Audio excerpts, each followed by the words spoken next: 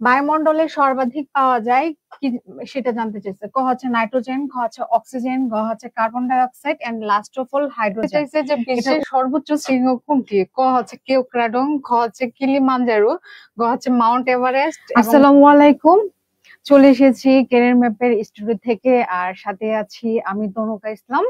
আপনাদের কি অবস্থা, কেমন আছেন, একটু কাইন্ডলি কমেন্টস করে জানিয়ে দেন। আর কিছু বেসিক কথাবার্তা, সেটা হচ্ছে যে আমি আজকে ভূগোল থেকে কিছু ইম্পর্টেন্ট প্রশ্ন আপনাদের জন্য নিয়ে আসছি, যে প্রশ্নগুলো কিনা যে কোনো জবের জন্য খুবই সহায়ক হবে। আমরা জানি যে ভূগোলের যে প্রশ্নগুলো রয়েছে সেগুলো কতটা ইম্পর্টেন্ট যে কোনো চাকরির পরীক্ষার জন্য। সেটা যদি আমরা প্রিভিয়াস কোশ্চেন গুলো একটু ঘাটাঘাটি করি, সেক্ষেত্রে কিন্তু আমরা ইজিলি বুঝতে পারবো। আর সচরাচর আমরা দেখি, আমরা প্রায় ক্যান্ডিডেট যারা আছি তারা হচ্ছে যে আন্তর্জাতিক বিষয়াবলী বা বাংলাদেশ বিষয়াবলীর যে প্রশ্ন রয়েছে সেগুলো নিয়ে আমরা ইনভলভ থাকি, কিন্তু ভূগোলের যে প্রশ্ন রয়েছে এবং সেগুলো যে আমাদের জন্য খুবই ইম্পর্টেন্ট সেগুলো কিন্তু আমরা জানি না। তো আজকে যদি আপনারা আমার সাথে শেষ অবধি থাকেন, আশা করি আপনারা বুঝতে পারবেন যে ভূগোলের যে প্রশ্নগুলো সেগুলো কতটা ইম্পর্টেন্ট আপনাদের জন্য।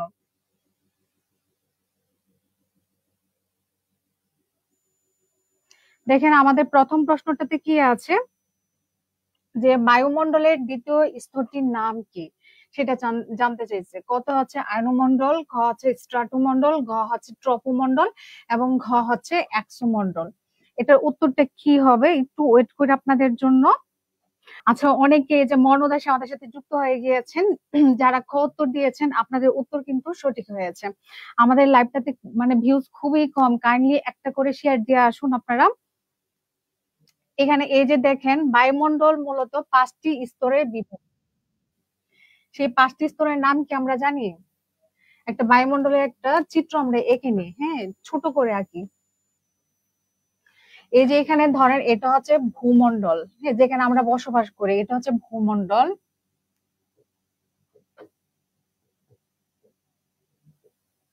তারপর হচ্ছে এই যে এই জায়গাটা হচ্ছে ট্রপোমণ্ডল।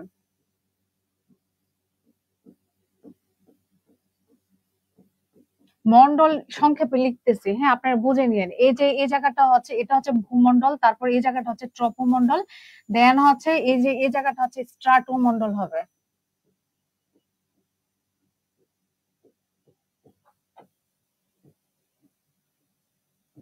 ওকে, এটা হচ্ছে স্ট্রাটোমণ্ডল, দেন হচ্ছে এই যে এই জায়গাটা হবে মেসোমণ্ডল হবে।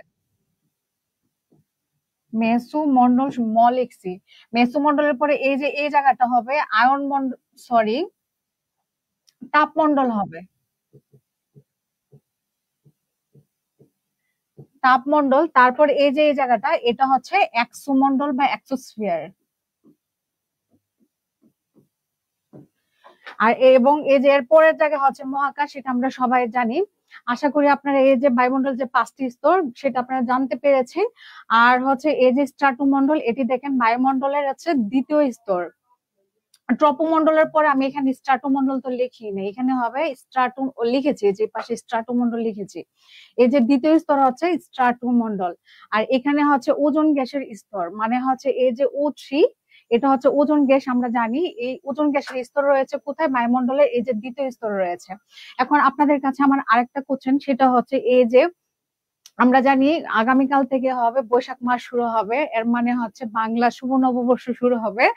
তো হচ্ছে যে আমরা জানি এই বৈশাখ মাসে কি হয়? কাল বৈশাখী ঝড় হয়।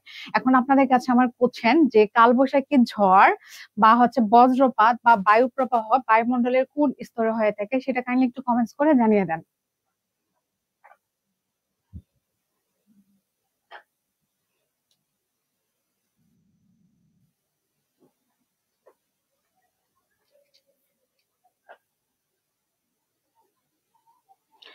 আচ্ছা, এই যে মর্ণদাসী সামিয়াকে মেনশন করেছে, থ্যাংক ইউ। বাকিরও আপনাদের যারা পরিচিত তাদেরকে একটু মেনশন করে আসুন এবং আমাদের লাইভটা একটু শেয়ার করে আসুন। তারপর হচ্ছে মোনালিসা আছে, আবরা আছে, তাদেরকেও একটু মেনশন করে আসুন। সাদিয়া কি লিখেছেন? ম্যাম আমার খুব ভালো চিনি, এর জন্য ভালো লাগে অনেক। ওকে, আমি সবাইকে চিনি, যারা হচ্ছে যে আমাদের এখানে রেগুলার ক্লাস করেন, আমি কিন্তু সবার নাম জানি এবং সবাইকে চিনি এবং তারা খুবই আমার প্রিয়। আপনাদের কাছে আমি যেমন প্রিয়, তেমন হচ্ছে আপনারা প্রত্যেকে আমার কাছে খুবই প্রিয় এবং প্রত্যেকে আমার কাছে খুব ভালো লাগে। সাদিয়া কি লিখেছেন, ম্যাম অগ্রিম পয়লা বৈশাখের শুভেচ্ছা। আপনাদের সবাইকে অগ্রিম পয়লা বৈশাখের শুভেচ্ছা। আগামীকালকে কে কোথায় যাবেন, আপনাদের প্ল্যান কি, শিডিউল কি, আমাকে চাইলে জানাতে পারেন। ওকে, আমারও কিন্তু প্ল্যানিং আছে। আমিন কি লিখেছেন, আইনোস্ফিয়ার ম্যাগ লিখেছেন, সুলাইমান লিখেছেন আপনি এমনিতেও 6 লিখেছেন না 5টি স্তরে বিভক্ত। এর মধ্যে তো আমি দেখিয়ে দিয়েছি, এই যে 5 লিখেছি।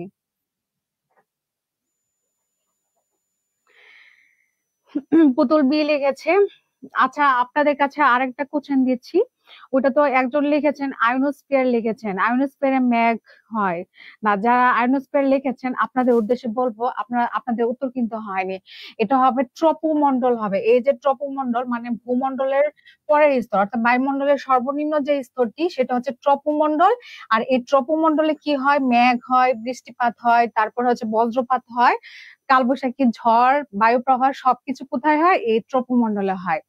এখন আপনাদের কাছে আরেকটা কোশ্চেন আমি দিচ্ছি, সেটা হচ্ছে যে এই যে হাইড্রোজেন এবং হিলিয়াম, এই গ্যাসের স্তর রয়েছে বায়ুমণ্ডলের কোন স্তর? খুবই important, most important topic is that এই যে বায়ুমণ্ডল, not only for BCS, it is also important for your other examination.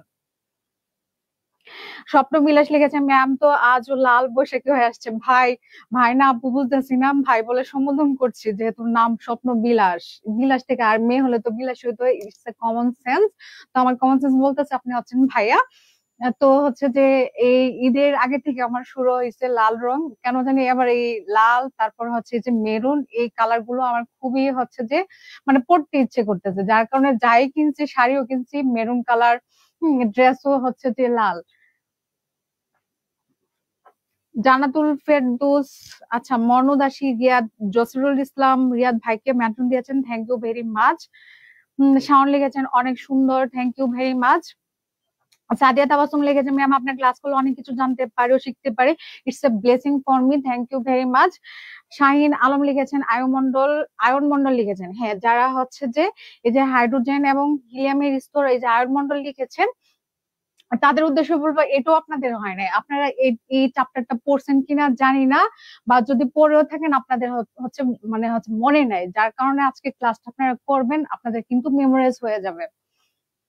যারা আয়ন মন্ডল লিখছেন আপনাদের হয়নি, এই যে হাইড্রোজেন এবং হিলিয়াম গ্যাসের স্তর রয়েছে একশো মন্ডলে রয়েছে, কোথায় রয়েছে, একশো মন্ডলে। আর আমরা জানি এই যে তাপমন্ডল, তাপমন্ডলের নিম্নতম অংশকে কি বলা হয়, আয়ন মন্ডল বলা হয়। হুম। তারপর হচ্ছে উল্কা এবং কসমিক কণার সন্ধান পাওয়া গিয়েছে কোথায়, আয়নমণ্ডলের ঊর্ধ্বস্ফিয়ারে। এই বিষয়গুলো আপনারা একটু মনে রাখবেন, কারণ আপনাদের জন্য খুবই ইম্পর্টেন্ট। এবার একটা কোশ্চেন নিয়ে অনেক আলোচনা হয়ে গেছে, আমরা নেক্সটে চলে যাচ্ছি।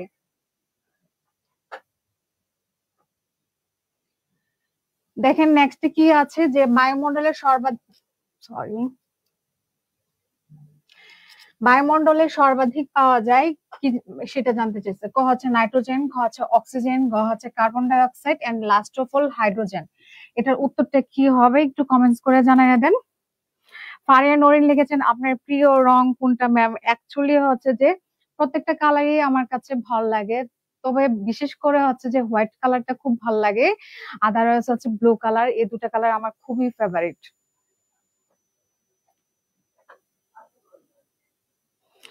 আচ্ছা, বায়ুমণ্ডলে সর্বাধিক পাওয়া যায় নিচে কোন গ্যাসটি, দেখি কারা কারা পারেন। এটাও কিন্তু খুবই ইম্পর্টেন্ট একটা টপিকস। আপনারা যারা হচ্ছে আপনাদের জন্য কি ইম্পর্টেন্ট, কি পড়বেন, পড়তে বসলে হচ্ছে যে মাথা ঘুরাইতে থাকে, আপনাদের উদ্দেশ্যে বলতেছি আমার ক্লাসগুলো যারা করবেন আপনাদের জন্য কোন টপিকস গুলো ইম্পর্টেন্ট, কি পড়তে হবে সেগুলো কিন্তু আপনারা বুঝতে পারবেন। চাইলে আপনারা একটা ডায়েরি করে হচ্ছে যে ডায়েরি পাশে রাখতে পারেন এবং ওখানে নোট করে রাখতে পারেন যে আপনাদের জন্য এই টপিকস গুলো ইম্পর্টেন্ট। সাদিয়া লিখেছেন ওনার কালার সাদা ও কালো। হ্যাঁ, প্রত্যেকটা মানুষ সাদা এবং কালো কালারই সুন্দর, তো আমার কাছে সাদা এবং হচ্ছে এই যে নীল, এই দুটা কালার খুবই ভালো লাগে।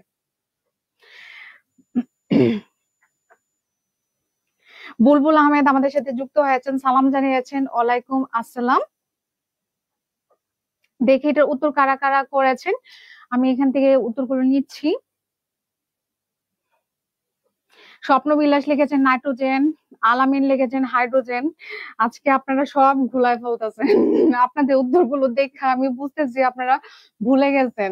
হ্যাঁ, কারণ হচ্ছে যে উত্তরগুলো সঠিক হচ্ছে না। শ্রাবন্তী আমাদের সাথে যুক্ত হয়ে গেছেন, আমাদের ট্যালেন্টেড আপা আমাদের সাথে যুক্ত হয়েছেন, মানে জিন আপা যুক্ত হয়েছেন। উত্তর করেছেন, কি উত্তর করেছেন? ৭৮.০২%। ওকে, সামিয়া কি জয়েন হয়নি আমাদের সাথে? যারা হচ্ছে নাইট্রোজেন লিখেছেন আপনাদের উত্তর কিন্তু হয়েছে। এই বায়ুমণ্ডলে সর্বাধিক পাওয়া যায় নাইট্রোজেন পাওয়া যায়, আর নাইট্রোজেনের পরিমাণ হচ্ছে কত? ৭৮.০২%। তারপর হচ্ছে বায়ুমণ্ডলে দ্বিতীয় সর্বাধিক পাওয়া যায় কোন গ্যাসটি, সেটা কি কারো জানা আছে? জব প্রিপারেশন আমাদের সাথে যুক্ত হয়েছেন।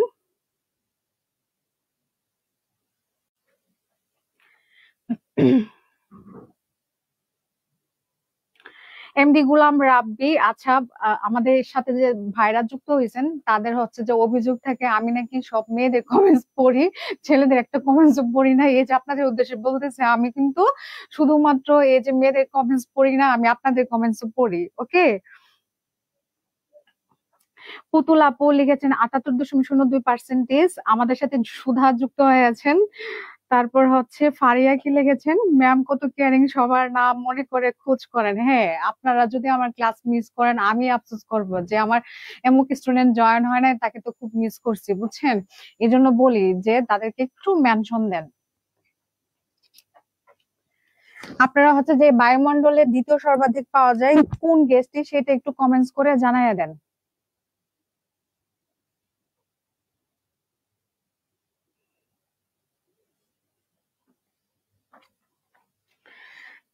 আচ্ছা, সাদিয়া তাবাসসুম লিখেছে ম্যাম সবার জন্য উন্মুক্ত। উন্মুক্ত শুধুমাত্র এই যে ক্লাসের যতক্ষণ ডিউরেশন থাকবে ততক্ষণ, তারপর কিন্তু উন্মুক্ত না। I am not available for all of you, for your kind information, যতক্ষণ ক্লাস থাকবে। কাকুলি আক্তার আমাদের সাথে যুক্ত হয়েছেন, সালাম জানিয়েছেন। ওয়ালাইকুম আসসালাম। জুই ইসলাম সালাম জানিয়েছেন, আমি আজ নিউ। আশা করি আজকে যদি আপনি আমাদের এখানে এই সম্পূর্ণ ক্লাসটুকু করেন তাহলে প্রতিদিন আমাদের ক্যারিয়ার ম্যাপে যে আয়োজন থাকে সবগুলোতেই হচ্ছে যে আপনারা পার্টিসিপেট করবেন, সেটা হচ্ছে গ্যারান্টি দিচ্ছি। কারণ আপনারাই হচ্ছে উপকৃত হবেন। এই যে আমরা ফ্রিতে ফ্রিতে এত কিছু আপনাদেরকে প্রোভাইড করছি, আর আপনারা যদি এগুলো মানে অ্যাকসেপ্ট না করেন সেটা হচ্ছে আপনার ব্যাপার। হ্যাঁ, আর আমরা ফ্রিতে এত কিছু দিয়ে থাকি। আমাদের কোর্সে যদি আপনারা ভর্তি হন আপনারা চিন্তা করতে পারবেন না আমরা আপনাদেরকে কি প্রোভাইড করে থাকি। আমাদের হচ্ছে যে এখানে মডেল টেস্টে আপনারা অংশগ্রহণ করতে পারবেন যে কোনো একটা ব্যাচে যদি ভর্তি হন। আর তারপর হচ্ছে আমাদের যে ক্যারিয়ার ম্যাপে হ্যান্ডবুক গুলো রয়েছে সেগুলো কিন্তু আপনারা অ্যাকসেপ্ট পেয়ে যাবেন, তো আবার আপডেটেড। এবং হচ্ছে যে আমাদের যে টিচার প্যানেল রয়েছে তারা হচ্ছে আপনাদেরকে হাতে কলমে বুঝিয়ে দিবে যে আপনাদের জন্য কি ইম্পর্টেন্ট, কি পড়তে হবে। চাকরির জন্য কিন্তু সবাই প্রিপারেশন নেই, কিন্তু আমরা কতজন সাকসেস হয় এর মূল কারণ হচ্ছে আমরা বুঝি না যে আমাদের কি পড়তে হবে আর কি বাদ দিতে হবে, এগুলো আমরা বুঝি না। শ্রাবন্তী লিখেছেন 0.80%। এটা হচ্ছে আর্গনের যে পরিমাণটা সেটা হচ্ছে 0.80%। এখন বলেন এই যে বায়ুমণ্ডলে কার্বন ডাই অক্সাইডের পরিমাণ কত সেটা একটু কাইন্ডলি কমেন্টস করে জানিয়ে দেন। এর মধ্যে আমি নেক্সটে চলে যাচ্ছি।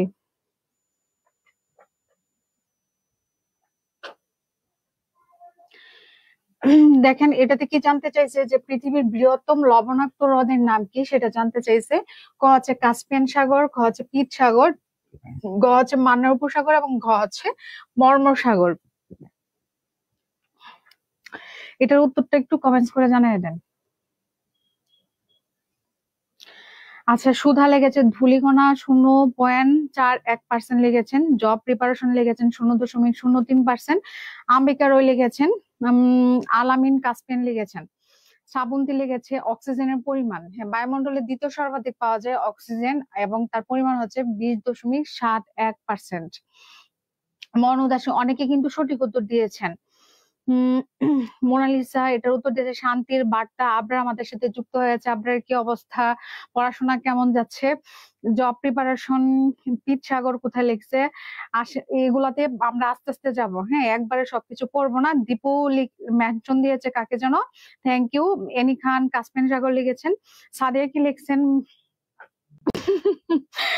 রনি মজুমদার কাস্পিয়ান সাগর, এমডি গোলাম রাব্বি উত্তর দিয়েছেন শাহিন আলম কাস্পিয়ান সাগর লিখেছেন। ওকে, যারা কাস্পিয়ান সাগর লিখেছেন আপনাদের উত্তর কিন্তু সঠিক হয়েছে, কারণ পৃথিবীর বৃহত্তম লবণাক্ত হ্রদের নাম হচ্ছে কাস্পিয়ান সাগর।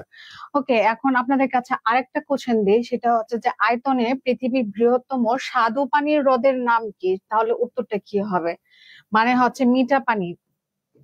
স্বাদু পানি মানে কি? মিঠা পানি। এটার উত্তরটা কি হবে?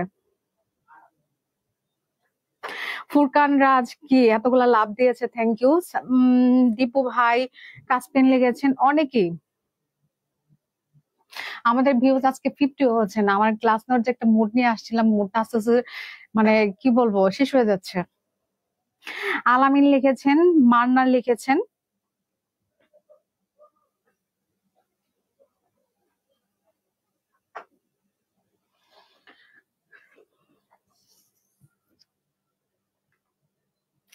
দীপু ভাই সুপেরিয়র লিখেছে ফুরকান রাজ। আপনাদের কিন্তু যদি জানা না থাকে সেক্ষেত্রে আপনারা টাইম ওয়েস্ট করবেন না, সেক্ষেত্রে ঝটপট লিখে দিবেন যে ম্যাম সরি পারছি না বা জানা নাই, তাহলে কিন্তু আমি ঝটপট মানে বলে দিব।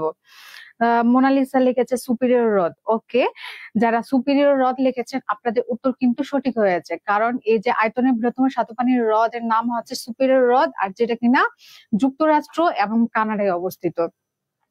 এখন আপনাদেরকে আরেকটা ইররিলেভেন্ট কোশ্চেন দিই, সেটা হচ্ছে যে পৃথিবীর হচ্ছে যে গভীরতম হ্রদের নাম কি? সবচেয়ে গভীরতম হ্রদের নাম কি? তাহলে উত্তরটা কি হবে?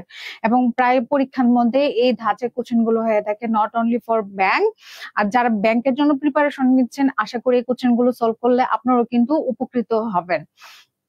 পার্থক্য শুধু হচ্ছে যে ব্যাংকে ইংলিশে আসবে আর হচ্ছে বাকিরা হচ্ছে বাংলা কোশ্চেন গুলো পাবেন, কিন্তু টপিকস এবং প্রশ্ন কিন্তু একই আমি আজকে নিয়ে আসছি। জয়ী ইসলাম সুপিরিয়র লিখেছেন, শ্রাবন্তী লিখেছেন বৈকাল হ্রদ লিখেছেন। বাকিদের জন্য একটু ওয়েট করছি, নয়তো বাকিরা মন খারাপ করবে। আবরার উত্তর দিয়েছে, রনি মজুমদার লিখেছে, সুধা লিখেছে, অনেকে, সাদিয়া অনেকে। তো গভীরতম হ্রদ যারা বৈকাল হ্রদ লিখেছেন আপনাদের উত্তর কিন্তু সঠিক হয়েছে। আর এই বৈকাল হ্রদ কোথায় অবস্থিত? বৈকাল হ্রদ হচ্ছে রাশিয়ায় অবস্থিত। তো আশা করি এতটুকু ক্লিয়ার। আমরা এবার নেক্সট স্লাইডে চলে যাব।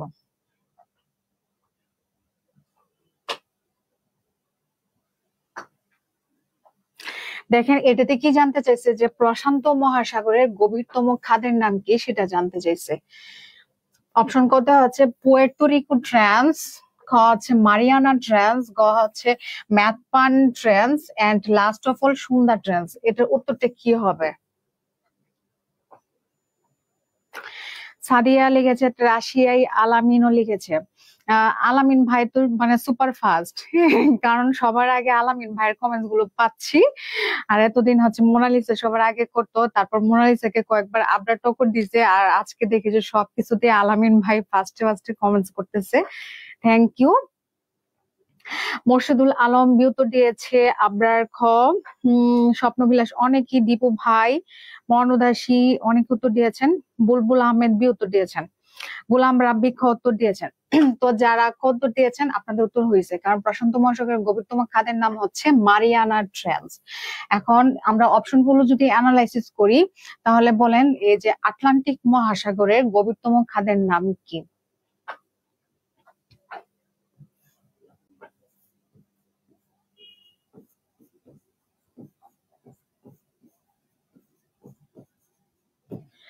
আটলান্টিক মহাসাগরের গভীরতম খাদের নাম কি? উত্তরটা কি হবে সেটা একটু কমেন্টস করে জানাইয়া দেন। সুমন সরকার, এই নামটা আজকে আমি নতুন পড়ছি, আপনাকে ওয়েলকাম আমাদের পেজে। ফারিয়া নরিন লিখেছে ভালোই কম্পিটিশন এখানে। হ্যাঁ, এই যে কম্পিটিশনের যে খেলাটা এখান থেকে শুরু হোক, হ্যাঁ, তারপর হচ্ছে যে মেইন যে খেলাটা সেটা যে আপনাদের পরীক্ষায় যে দিবেন। ওকে, ভালোভাবে ফাইট করে এখান থেকে শিখতে হবে। মোর্শেদুল আলম পুয়ের্তো রিকো লিখছেন, পুতুল এ লিখেছেন, দীপু ভাই আটলান্টিক পুয়ের্তো রিকো লিখছেন, অনেকে লিখেছেন। তো যারা হচ্ছে যে পুয়ের্তো রিকো লিখছেন আপনাদের উত্তর কিন্তু হয়েছে। আর ভারতের গভীরতম খাতের নাম কি? আমাদের এই খাতগুলো সবগুলোই পড়ে রাখতে হবে, কারণ বলা তো যায় না যে পরীক্ষার মধ্যে কোনটা চলে আসে, সেজন্য একটা যেন এখান থেকে আমাদের বাদ না পড়ে। বলেন ভারতের গভীরতম খাতের নাম কি? আর খাতের ইংলিশই হচ্ছে ট্রান্স। ওকে, সুধা কিন্তু অলরেডি লিখে ফেলছে। ভারত মহাসাগরের সন্ধ্যা, সন্ধ্যা লেগেছে, তারপর মনুদাসী, মোনালিসা, আলামিন লিখেছে, চান্দন বিশ্বাস আমাদের সাথে যুক্ত হয়েছেন, তারপর মোর্শেদুল আলম লিখেছেন, অনেকে লিখেছেন। তো ভারত মহাসাগরের গভীরতম খাতের নাম হচ্ছে সুন্দর ট্রেন্স। হ্যাঁ, তাহলে আমাদের কিন্তু আর ভুল হবে না। প্রশান্ত মহাসাগরে কোনটা রয়েছে? Mariana trench. তারপর আটলান্টিক মহাসাগরে কি রয়েছে? Puerto Rico trench. And last of all ভারতে কি রয়েছে? সুন্দর ট্রেন্স রয়েছে। এই তিনটা ট্রেন্স আমাদের জন্য খুবই ইম্পর্টেন্ট এবং এগুলো আমাদের মনে রাখতে হবে। এখন আমরা নেক্সটে চলে যাচ্ছি। এই যে যারা একটু বড় করে কমেন্টস গুলো দিচ্ছে, বাকিদের উদ্দেশ্যে বলবো তারা কিন্তু খুবই ইনফরমেটিভ কমেন্টস এখানে দিয়ে থাকেন। হ্যাঁ, আপনারা কাইন্ডলি একটু কমেন্টস গুলো চোখ বোলাবেন, তাহলে কিন্তু আপনাদের অনেক কিছু জানা হয়ে যাবে। দেখেন, এটা কি জানতে চাইছে যে গোবি মরুভূমি কোথায় অবস্থিত সেটা জানতে চাইছে। ক হচ্ছে নাইজেরিয়া, খ হচ্ছে ব্রাজিল, গ হচ্ছে মঙ্গোলিয়া এবং ঘ হচ্ছে সৌদি আরব।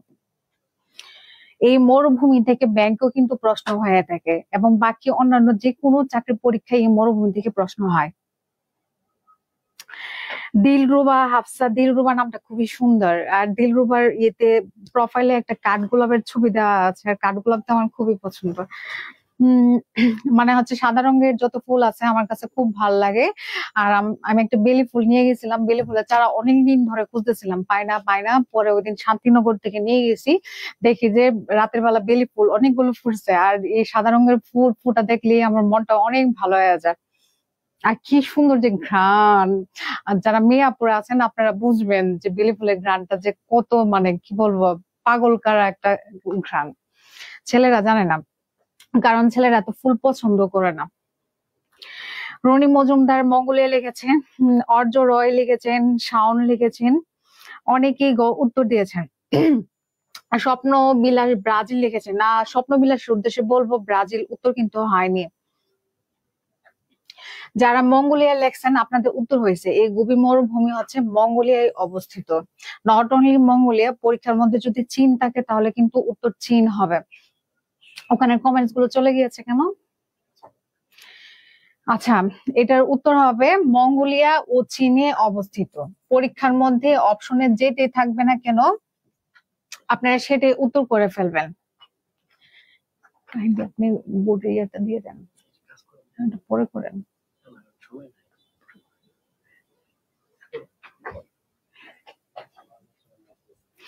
আচ্ছা, ফারিয়া নরিন কি লিখছেন? আমার প্রিয় ফুল যদিও গোলাপ, জবা আর গাঁদা। ওকে, হ্যাঁ, মেয়েরা আমরা সবাই ফুল পছন্দ করি। যারা আমরা ফুল প্রেমী, ফুল পছন্দ করি, তারা হচ্ছে যে ওই গ্রামের মধ্যে ডুবার মধ্যে যে পানা ফুল ফুটে না, ওগুলো তাদের পছন্দ। আমি তো গ্রামে ঘুরতে গেছিলাম, বেরোছিলাম, তখন হঠাৎ করে দেখি যে একটা ডুবার মধ্যে এত এত পানা ফুল। পানা ফুল দেখা আর লোভ সামলাইতে পারি নাই, ওখানে দৌড় দিয়েছি, দিয়ে এতগুলো হাতে নিচে নিয়ে ছবি টবি তুলছি। তো আমরা যারা মেয়েরা ফুল পছন্দ করি তারা যে কোনো ফুল, মানে ফুল হইলেই হয়েছে। এরিকান লেকশন বেলি আর গন্ধরাজ ফুল অনেক ভাল লাগে। হ্যাঁ, আর একদম কি বলবো, পাগলের মতো এই পছন্দ করি বেলি ফুল আর গন্ধরাজ। আর এটা সুবাসটা যে এত ভাল লাগে। মোর্শেদুল আলম মঙ্গোলিয়া চায়না লিখেছেন। আবরার কি লিখছে? আবরার আবার খুবই হয়ে গেছে, লিখছে মেয়েরাই তো ফুল।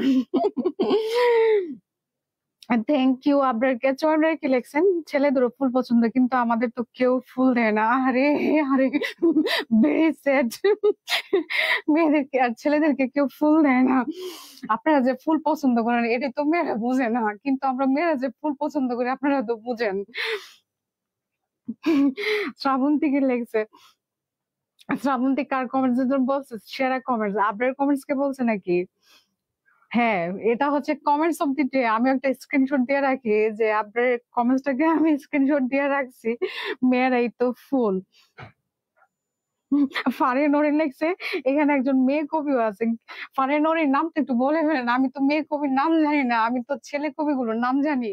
হুম, আচ্ছা, যারা লিখছেন মঙ্গোলিয়া, আমরা পড়াশোনায় চলে যাই। এই গোবি মরুভূমি হচ্ছে মঙ্গোলিয়া এবং চীনে অবস্থিত। এখন আপনাদের কাছে আরেকটা কোশ্চেন, যে শীতল মরুভূমি কোনটি? শীতল মরুভূমি,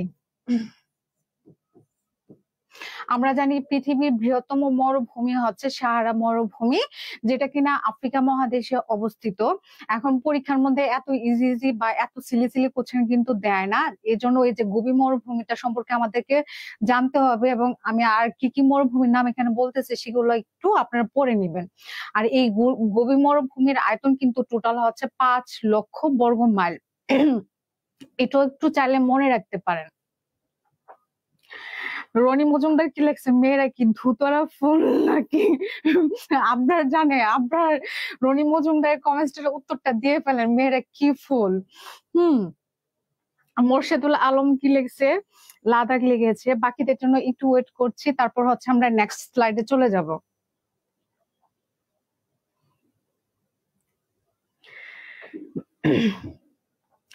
সুধা লেখছে, 1000 বছর ধরে উপন্যাস ধুতরা ফুলের কথা ছিল, যেটা খেলে মারা যায়। তাহলে কে আমাদেরকে ধুতরা ফুলকে বলছে? রনি মজুমদার বলছে। তাহলে রনি মজুমদারকে সবাই একটা কি পাবলিক ওয়াচ দিয়ে দেন, সে আমাদেরকে ধুতরা ফুল লিখছে। শ্রাবন্তী লাদাখ লিখেছে। ওকে, যারা শীতল মরুভূমি লাদাখ লিখছেন, আপনাদের উত্তর কিন্তু সঠিক হয়েছে।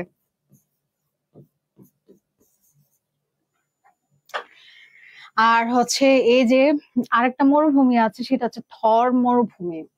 এটা কিন্তু একটা উষ্ণ মরুভূমি। আর এই থর মরুভূমি কোথায় অবস্থিত, কারো কি জানা আছে? মর্ণদাসী কিন্তু লাদাখ লিখছে। আমরা কিন্তু পড়াশোনার বাইরে কিন্তু ফুল নিয়ে অনেকক্ষণ অ্যানালাইসিস করে বলছি, এখন আমরা পড়াশোনায় চলে আসি। আমাদের মনোযোগ এখন থাকা উচিত পড়াশোনায় সম্পূর্ণভাবে। সাউন্ড লেগছে কি, মেয়েরা তো ফুল দিলে পাগল হয়ে যায়। আপনারা দেন নাকি ফুল? আপনারা যে কিপটা কিপটা, আপনারা মেয়েদেরকে ফুল দেন না, বুঝছেন? আপনাদের পকেটে টাকা খরচ হয়ে যায়, এই জন্য দেন না। মনে করেন 20 টাকা 30 টাকা থাকলে আপনার মোবাইলে ফ্লেক্স দিতে পারবেন, এই জন্য একটা ফুল কিন্তু আপনারা কিপটামি করেন, সেটা আমি ভালো করে জানি। আর আমি হচ্ছে যে কারো প্রতি ডিপেন্ডেন্ট না, বুঝছেন? আমার এখন ফুলের ঘ্রাণ নিতে মন চাইতেছে, আমি নিজে যাই ফুলের দোকান থেকে ফুল কিনা ফেলি। কোথাও ঘুরতে ইচ্ছে করতেছে, নিজেই চলে যাই, কারোর জন্য ওয়েট করি না। এবং অন্য যে মেয়েরা আছে তাদের উদ্দেশ্যে বলবো, কারোর প্রতি ডিপেন্ডেন্ট হবেন না। হ্যাঁ, আপনারা সবাই হচ্ছে যে কি হবেন, সেলফ ডিপেন্ডেন্ট হবেন। আচ্ছা, গোলাম রাব্বি লেগেছে, মেয়েরা গোলাপ ফুল রানী আর গাদা হলো রাজা। আচ্ছা, আপনারা গাধা, আপনারা নিজেরাই স্বীকার করছেন, আর আমরা কি পচাবো? আর পচানোর দরকার নাই, নিজেরা যখন স্বীকার করে নিয়েছেন আপনারা গাধা। ফারে নরিন লেগছে, মেয়েরা ফুল চিনতে করি না ভুল। আচ্ছা, তাহলে কি আমাদের সেই মেয়ে কবি কি ফারে নরিনী? এতক্ষণে বুঝতে পারছি। আচ্ছা, থর মরুভূমি নিয়ে আলোচনায় ছিলাম। এই থর মরুভূমি হচ্ছে একটি উষ্ণ মরুভূমি, এবং এটি কোথায় অবস্থিত? এটি ভারত এবং পাকিস্তানে অবস্থিত। এখন আমরা নেক্সটে চলে যাচ্ছি। আমরা এত ফুল নিয়ে আলোচনা করছি, আমাদের টার্গেট থাকবে মরুভূমিতে যায় ফুল ফুটাবো। ওকে, এটা হবে আমাদের টার্গেট। দেখেন, এটাতে কি জানতে চাইছে, যে বিশ্বের সর্বোচ্চ শৃঙ্গ কোনটি? ক হচ্ছে কেওক্রাডং, খ হচ্ছে কিলিমাঞ্জারো, গ হচ্ছে মাউন্ট এভারেস্ট, এবং ঘ হচ্ছে কোনটি নয়। হাসান মাজেদুল লিখেছেন, থর 85% ভারতে এবং পাকিস্তানে 15%। আপনাদের বাকিদের সকলের উদ্দেশ্যে বলবো, যারা একটু বড় লেন্দি কমেন্টস গুলো দেখবেন, এগুলো খুবই ইনফরমেটিভ, আপনি একটু চোখ বুলাই নিবেন। ফারে নরিন লেখছে, ইয়েস, আমি সেই কবি, এতক্ষণে বুঝছি ফারে নরিন। বুঝছেন, আমি তো চিন্তা করে পাইতেছি না।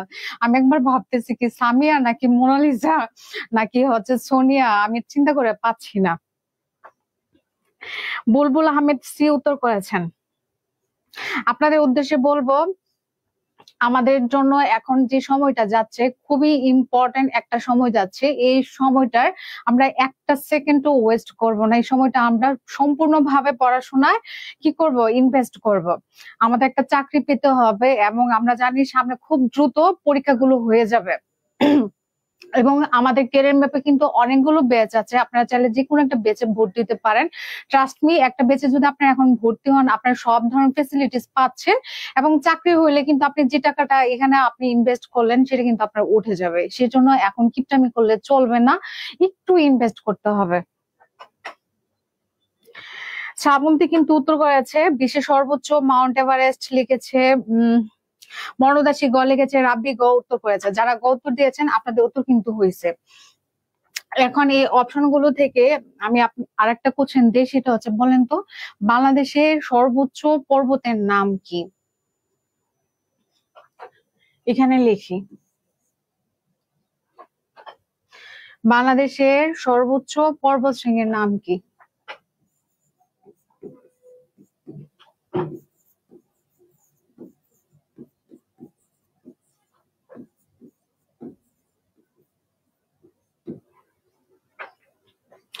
শ্রাবন্তী অলরেডি উত্তর করে ফেলছে, তাজিংডং। রনি মজুমদার কি লিখছে? বিশ্বের সর্বোচ্চ পর্বত শৃঙ্গ মাউন্ট এভারেস্ট লিখেছে। আফ্রিকার অনেক কিছু লিখে ফেলছে, বাকিটা একটু পড়ে নেন। আবু সাইদ লিখেছেন। তারপর শাহিন আলম, অনেকে আগেরটার উত্তর দিয়েছেন। আমাদের সাথে ফিরোজ শাহ যুক্ত হয়েছেন, ভাই আপনি কেমন আছেন জানাবেন। আপনার লেগেছে বিজয়। ওকে, যারা তাজিংডং লেখছেন আপনাদের উত্তর কিন্তু সঠিক হয়েছে। আর এই তাজিংডং এর আরেকটা নাম আছে, সেটা হচ্ছে বিজয়। এখন আপনাদের কাছে আমি আরেকটা কোশ্চেন দেব, সেটা হচ্ছে বাংলাদেশের দ্বিতীয় সর্বোচ্চ পর্বতের নাম কি?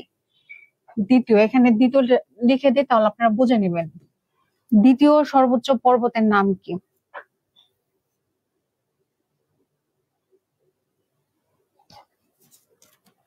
আচ্ছা, শান্তির বাড়িতে কি লিখেছেন? বিজয় লিখেছেন। মরণদাসী অনেকে লিখছেন। আলামিন ভাই লিখছেন কিউক্রাডং লিখেছেন।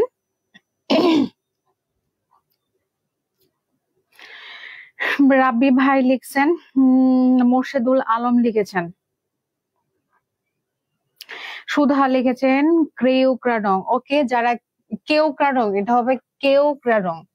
দ্বিতীয় সর্বোচ্চ পর্বতের নাম হচ্ছে কেউক্রাডং। আর সর্বোচ্চ হচ্ছে চূড়া মানে উঁচু পাহাড়ের নাম কি, সেটা কি কারো জানা আছে? বাংলাদেশের সর্বোচ্চ পাহাড়ের নাম কি? পাহাড় এবং পর্বত কিন্তু এক না।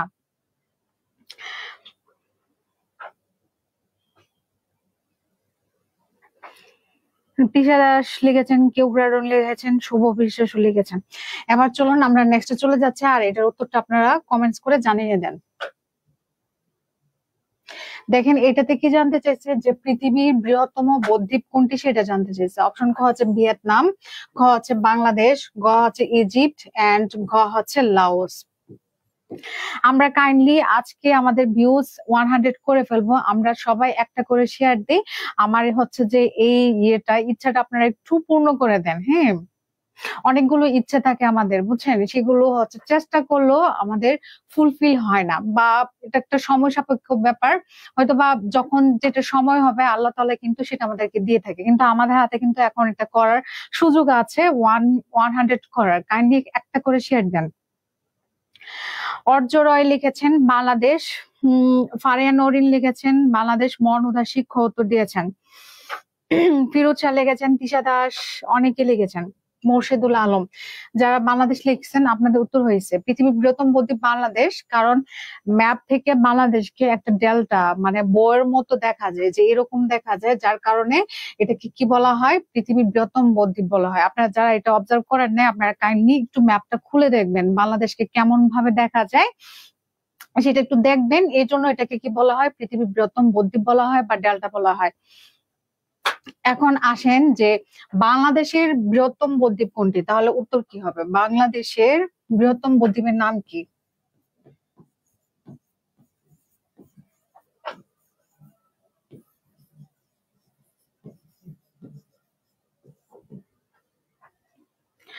আচ্ছা, এনি খান অনেক এটার উত্তর দিয়েছেন। সুধা লেখছে, আর বাংলাদেশের সুন্দরবন লেগেছে। রাধা রানী লিখেছেন। শুভ বিশ্বাস লিখেছেন। তারপর হচ্ছে আর অর্জরই লিখেছেন, ভোলা লিখেছেন। তারপর হচ্ছে সুব্রত বর্মন। এই যে আমাদের আজকে একটা ভূগোলের উপর ক্লাস যাচ্ছে, সামনেও কিন্তু আর একটা ক্লাস নিব। আপনারা, আমি জানি যতটুকু আপনাদের এই ভূগোলের উপর ক্লাসগুলো খুবই কম হচ্ছে, যার কারণে আমি এই ভূগোলটাকেই প্রেফার করেছি। এখন আপনাদের কেমন লাগছে আমি জানি না, এবং আপনাদের জন্য খুবই ইম্পর্টেন্ট একটা টপিক। ইসলাম সুন্দরবন, মন উদাসী সুন্দরবন লিখেছেন। আচ্ছা, যারা সুন্দরবন লিখছেন আপনাদের উত্তর কিন্তু হয়েছে। আর একজন লিখেছেন ভোলা, আপনার উদ্দেশ্যে বলবো এটার উত্তরটা কিন্তু ভোলা হবে না, এটার উত্তর হবে সুন্দরবন হবে। এবার চলুন আমরা নেক্সটে চলে যাচ্ছি। দেখেন এটাতে কি জানতে চাইছে যে দুই নদীর মধ্যবর্তী ভূমিকে কি বলা হয়। ক আছে মোহনা, খ আছে বদ্বীপ, গ আছে দ্বীপ এবং গ আছে দোয়াব। নদী থেকে ডিপলি এখন মানে কোশ্চেন আসতে দেখা যাচ্ছে বিভিন্ন পরীক্ষা, আপনারা দেখবেন এই নদীর যে এগুলো ট্রাম গুলো, সেই ট্রাম গুলো নিয়ে বিভিন্ন পরীক্ষার মধ্যে প্রশ্ন করে থাকে, তারা জানতে চায়। তরিকুল খান লিখেছেন লাইভে আসতে আজ দেরি হয়ে গেছে, ইটস ওকে, আপনি বেশিক্ষণ লেট করেন নাই, আশা করি আপনার শেষ অবধি পর্যন্ত থাকবেন। অসীম তালুকদার দোয়াব লিখেছেন, আম্বিকা রয় ডি লিখেছেন। আচ্ছা, আপনারা দোয়াব লিখেছেন, যারা দোয়াব লিখছেন আপনাদের উত্তর সঠিক হয়েছে। দুইটা নদী সাপোজ হচ্ছে, এটা একটা নদী প্রবাহমান, এদিক দিয়ে আরেকটা নদী প্রবাহমান, এই যে মাঝখানে যে অংশটুকু, এই মধ্যবর্তী ভূমি বলা হয় দোয়াব বলা হয়। আর আমরা জানি এই যে মেসোপটেমীয় যে সভ্যতাটা, সেই মেসোপটেমীয় সভ্যতাটা মূলত এই দুটি নদীর মধ্যবর্তী জায়গার মধ্যে গড়ে উঠেছিল। ওকে, মানে দোয়াবের মধ্যে মেসোপটেমীয় সভ্যতাটা গড়ে উঠেছিল। ভাই আপনি এটা শ্রাবন্তী লিখছে, ম্যাম আমার কমেন্ট গুলো দেখে না। এই শ্রাবন্তী, আপনার কমেন্টস কিন্তু পড়ে ফেললাম, উপরে চলে গেছিল, যার কারণ হচ্ছে পড়তে পারি নাই। তিশা দাস দোয়াব লিখেছেন। এখন আসুন নদী। হ্যাঁ, নদী হচ্ছে যেখানে মানে হচ্ছে যে কোন একটা সাগর বা কোন একটা হ্রদে যে পতিত হয়, সেই পতিত স্থানটাকে কি বলা হয়, কারো কি জানা আছে? মোহাম্মদ হেলাল হাসান জি উত্তর করেছেন। এই নামটা কি আজকে ফার্স্ট বার আমি পড়ছি নাকি? গোলাম রাব্বি লেগেছেন জানি না। ওকে, বলে দিব, বাকিদের জন্য একটু ওয়েট করি। নদী প্রবাহিত হয়ে যে একটা স্থানে পতিত হয়, সেটা হচ্ছে হ্রদ হতে পারে, সাগর হতে পারে। এখন সে পতিত স্থানটার নাম আমি জানতে চাইছি, এবং মোস্ট ইম্পর্টেন্ট একটা কোশ্চেন আপনাদের জন্য। সুধা লিখেছেন মোহনা, মোর্শেদুল আলম মোহনা লিখেছেন, মোনালিসা অনেকে লিখেছেন মোহনা, আপনারাও লিখেছেন। ওকে, এই যে পতিত স্থানকে যারা মোহনা লিখছেন আপনাদের উত্তর কিন্তু সঠিক হয়েছে। আর নদীর অধিক বিস্তৃত মোহনাকে কি বলা হয়, কারো কি জানা আছে?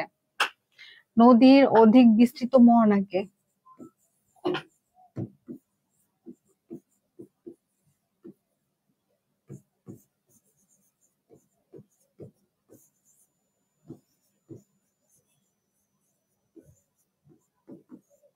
দেখি কারা কারা উত্তর দিয়েছেন।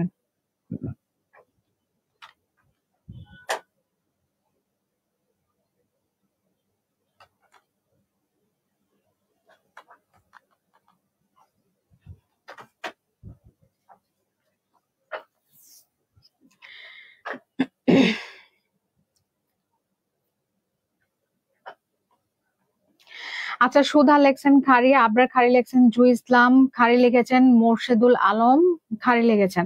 আচ্ছা, যারা খারি লিখছেন আপনাদের উত্তর কিন্তু সঠিক হয়েছে।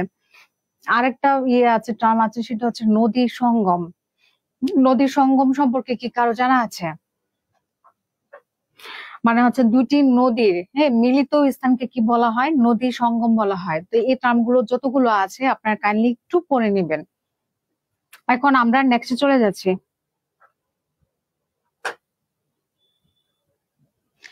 দেখেন এটাতে কি জানতে চাইছে যে ভূমিকম্পন পরিমাপক যন্ত্রের নাম কি। ক আছে সিসমোগ্রাফ, খ আছে টেকোমিটার, গ আছে রিক্টার স্কেল এবং ঘ আছে ব্যারোমিটার।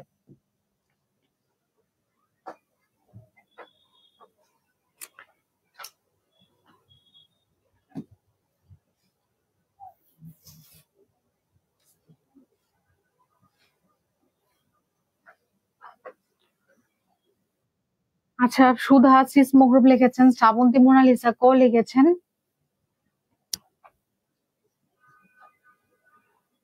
বুলবুল আহমেদ কল লিখেছেন, তারপর হচ্ছে এনি খান সিসমোগ্রুপ লিখেছেন, শ্রাবন্তী মোনালিসা অনেকে সিসমোগ্রুপ লিখেছেন। তো যারা সিসমোগ্রুপ লিখেছেন আপনাদের উত্তর কিন্তু সঠিক হয়েছে। ভূমিকম্প পরিমাপক যন্ত্রের নাম হচ্ছে সিসমোগ্রুপ। আর এই যে ভূমিকম্পের তীব্রতা যে পরিমাপ করে সেই তীব্রতা মোট পরিমাপক যন্ত্রের নাম কি, সেটা কি কারো জানা আছে?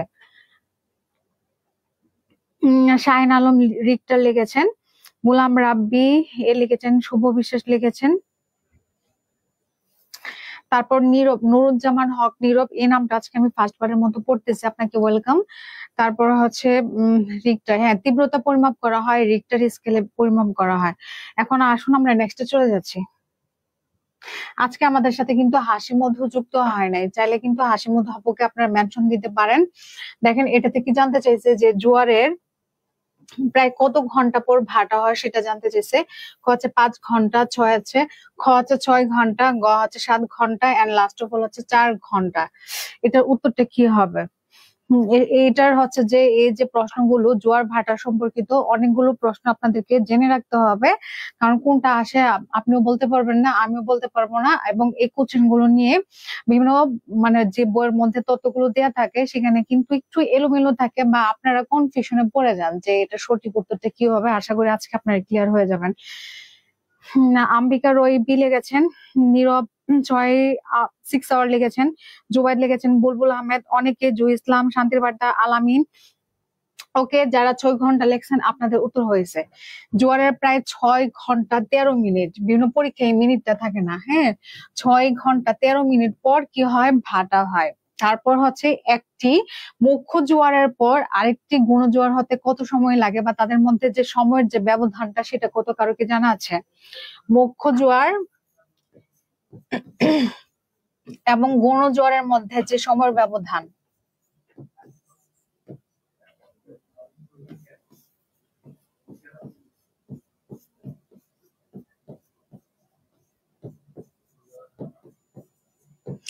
দেখি এটার উত্তরটা কারা কারা পারে একটু দেখি। মুর্শিদুল লিখেছেন 6 ঘন্টা 13 সেকেন্ড, না 6 ঘন্টা 13 মিনিট, এম হবে। অসীম তালুকদার 12 ঘন্টা লিখেছেন, রনি মজুমদার লিখেছেন 12 ঘন্টা। ওকে, সিনথিয়া স্বপ্নাক্ষ লিখেছেন এই একটি মুখ্য জোয়ারের পরে আরেকটি গুণজোয়ার হতে সময় লাগে হচ্ছে 12 ঘন্টা 26 মিনিট সময় লাগে। 12 ঘন্টা 26 মিনিট। এখন আসুন এই যে মুখ্য জোয়ার বলতে কি বোঝায় এবং গণজোয়ার বলতে কি বোঝায়। আমরা জানি পৃথিবী হচ্ছে নিজ কক্ষে কি করে আবর্তন করে, তো নিজ কক্ষে আবর্তন করতে করতে যখন সে চন্দ্রের মুখোমুখি হয়, হ্যাঁ চন্দ্রের মুখোমুখি হলে কি হয়, সমুদ্রের যে জল আছে সেই জলটা কি স্ফীত হয়ে যায় বা ফুলে ওঠে। আর এই ফুলে ওঠা থেকে যে জোয়ারটা সৃষ্টি হয় সেটাকে কি বলা হয়, মুখ্য জোয়ার বলা হয়। এবং অপরপক্ষে গণজোয়ার বলতে কি বোঝায়, এই যে পৃথিবীর আবর্তনকালে সেটা চন্দ্রের মুখোমুখি না হয়ে এটা হচ্ছে পৃথিবীর যে কেন্দ্র বিমুখ যে বলটা রয়েছে সেটার কারণে সমুদ্রের যে জলটা রয়েছে সেটা যখন স্ফীত হয়ে যাবে ফুলে উঠে তখন সেই জোয়ারটাকে বলা হয় গণজোয়ার বলা হয়। আশা করি আপনারা এতটুকু ক্লিয়ার। এখন আসুন আরেকটা প্রশ্ন আপনাদেরকে দেই যে দুটি মুখ্য জোয়ার বা দুটি গণজোয়ারের মধ্যে যে সময়ের ব্যবধান সেটা কত, দেখে আপনারা পারেন কিনা। অমিত হাসান লিখেছেন, মাশাআল্লাহ ম্যামের ক্লাস পেয়ে অনেক খুশি, thank you very much, it's a inspiration for me. Sudha লিখেছেন, তেজকোটাল আর মরা কাটালের বিষয় আছে নাকি? হ্যাঁ অবশ্যই আছে, একটু ওয়েট করতে হবে, বলবো। শ্রাবন্তী মোনালিসা লিখেছেন, হ্যাঁ পৃথিবী কেন্দ্র বিমুখ কারণে, এই কেন্দ্র বিমুখ বলটাই যখন এতে সমুদ্রে পড়ে সমুদ্রের জলটা তখন স্ফীত হয়ে যায়, সেটা চন্দ্রের কারণে হয় না, সেজন্য এটাকে বলা হয় গণজোয়ার বলা হয়। আচ্ছা, আমি এখন আপনাদেরকে প্রশ্ন করছিলাম যে দুটি মুখ্য জোয়ার বা দুটি গণজোয়ারের মধ্যে সময়ের ব্যবধান কত সেটা জানতে চেয়েছিলাম, কেউ কি উত্তর করেন নাই?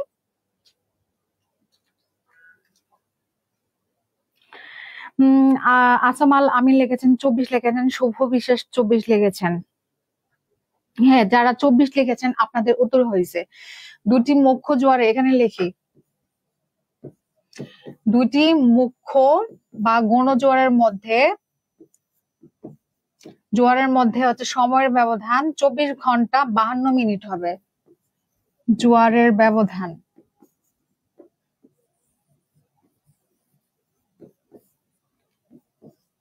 24 ঘন্টা 52 minute.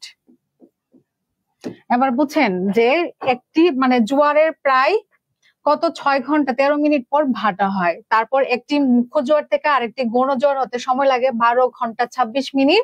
And last of all হচ্ছে দুটি মুখ্য জোয়ারের মধ্যে সময়ের ব্যবধান কত 24 ঘন্টা 52 মিনিট, এবং দুটি গৌণ জোয়ারের মধ্যে সময়ের ব্যবধান কত 24 ঘন্টা 52 মিনিট। তো এখন পরীক্ষার মধ্যে যেভাবে আসুক না কেন, আশা করি আপনাদের কিন্তু ভুল হবে না। এখন আসুন, একজন জানতে চাইছিল যে ভরা কটাল বা তেজ কটাল বলতে কি বোঝায়।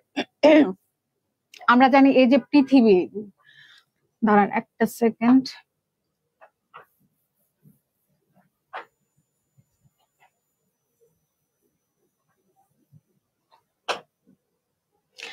ধরেন এই যে আমি একটা রেখা টানলাম, হ্যাঁ, ধরেন এটা হচ্ছে পৃথিবী, তারপর পৃথিবী, তারপর ধরেন এই যে এটা হচ্ছে চন্দ্র, তারপর হচ্ছে এ পাশে সূর্য। এই পৃথিবী, চন্দ্র, সূর্য যখন একই সরল রেখায় থাকে তখন কিন্তু এই যে মুখ্য জোয়ারের যে ব্যাপারটা সেটা আরো অধিকতর কি হয়ে যায়, তেজি হয়ে যায়। তখন আর এটা কখন হয়, এটা হচ্ছে পূর্ণিমা তিথিতে বা অমাবস্যা রাতে এটা হয়ে থাকে।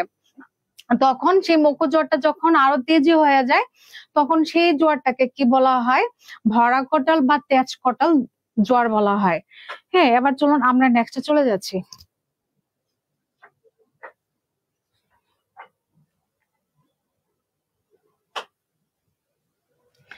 দেখেন, এটা জানতে চাইছে যে পৃথিবীর উপর কার আকর্ষণ বেশি সেটা জানতে চাইছে। ক হচ্ছে চন্দ্রের, খ হচ্ছে বৃহস্পতিবার, গ হচ্ছে সূর্যের, এবং ঘ হচ্ছে মঙ্গলের। আমরা এতক্ষণ অনেক কিছু এই যে জোয়ার ভাটা নিয়ে পড়ছে, এখন দেখি এটা কিন্তু সবারই পারার কথা। এটার উত্তরটা আপনারা করে ফেলুন। এটার উত্তরটা কি হবে? স্বপ্না আক্তার কি লিখেছে? অসীম তালুকদার 24 ঘন্টা 52 মিনিট লিখছেন। স্বপ্না আক্তার 6 ঘন্টা লিখছেন।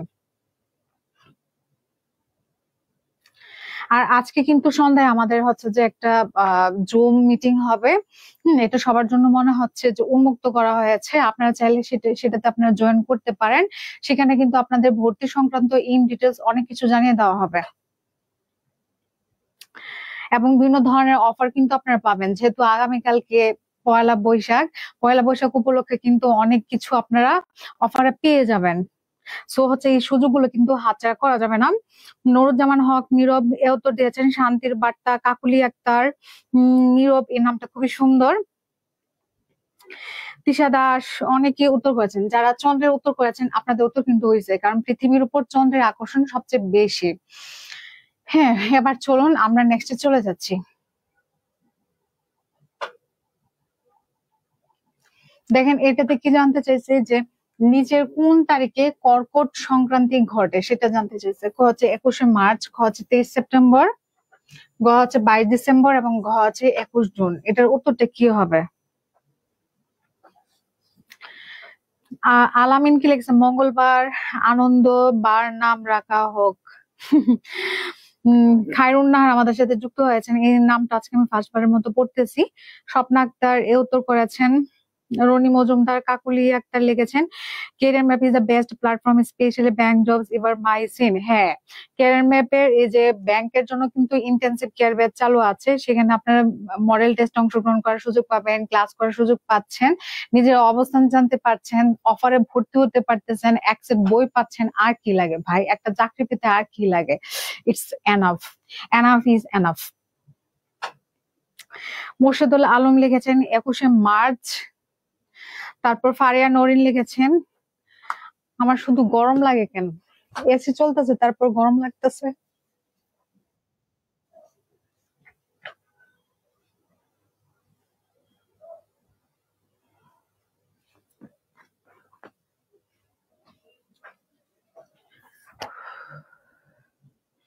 শ্যামল কুমার 23 লিখেছেন। স্বপ্না আক্তার 21শে মার্চ লিখেছেন।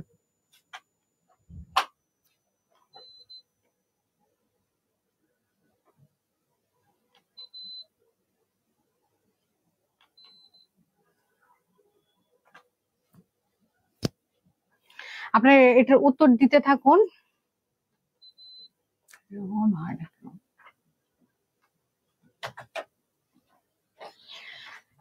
আচ্ছা, যারা 21শে মার্চ লিখছেন আপনাদের উদ্দেশ্যে আপনাদের উত্তর কিন্তু সঠিক হয় নাই। এটার উত্তর যারা 21 মার্চ দিচ্ছেন উত্তর এটাও না, 22 ডিসেম্বর যারা লিখছেন এটা উত্তর না, এটার উত্তর হবে কি 21 জুন হবে এটার উত্তর। ওকে, যে 21 জুন। আবার আপনাদের কাছে আরেকটা কোশ্চেন যে উত্তর গোলার্ধে দীর্ঘতম দিন কত তারিখে, সেটা কি কারো জানা আছে? উত্তর গোলার্ধে দীর্ঘতম দিন কত তারিখ? তম লিখি না, এখানে লিখে ফেলি দীর্ঘতম দিন।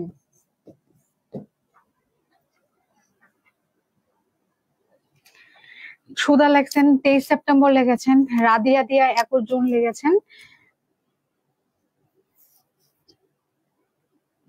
সুধা লেখছে আন্দাজে দিলে ভুলই হয়। আমাদেরকে কিন্তু পরীক্ষার মধ্যে আন্দাজে উত্তর করে আসতে হয়, কারণ 100-র মধ্যে ব্যাংকের পরীক্ষা যদি বসেন আমরা জানি মিনিমাম 50টা সাহিত্য আমাদের আয়ত্তে থাকে। তারপর হচ্ছে আমাদের অ্যান্সার করে আসতে হয় 80টা। যদি আপনি কোয়ালিফাইড হইতে চান একটু বাড়ায় অ্যান্সার করতে হয়, বাকি 20টা আপনি কেমনে অ্যান্সার করবেন? ওগুলো আন্দাজে তো অ্যান্সার করতে হয়। শুধুমাত্র ব্যাংক না, যে কোনো পরীক্ষার মধ্যে কিছু আন্দাজে কিন্তু আমাদের উত্তর করে আসতে হয়।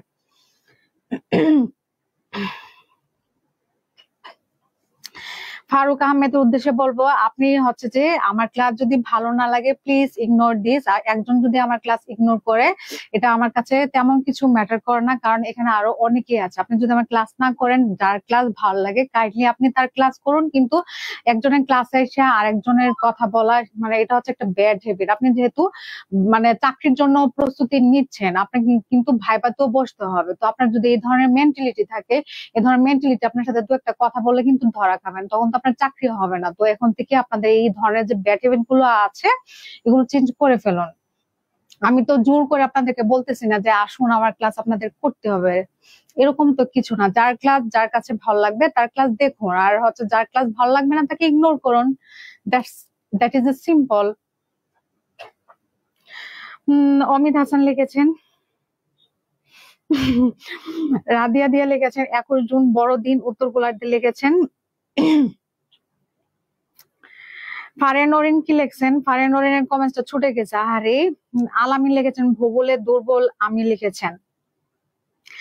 মানিক আকন্দ 21 জুন। আর আমার ক্লাসে এই যে হাসি মধুর নাম কিন্তু একটু আগে আমি স্মরণ করেছি, হাসি মধু হাজির, নমস্কার জানিয়েছেন।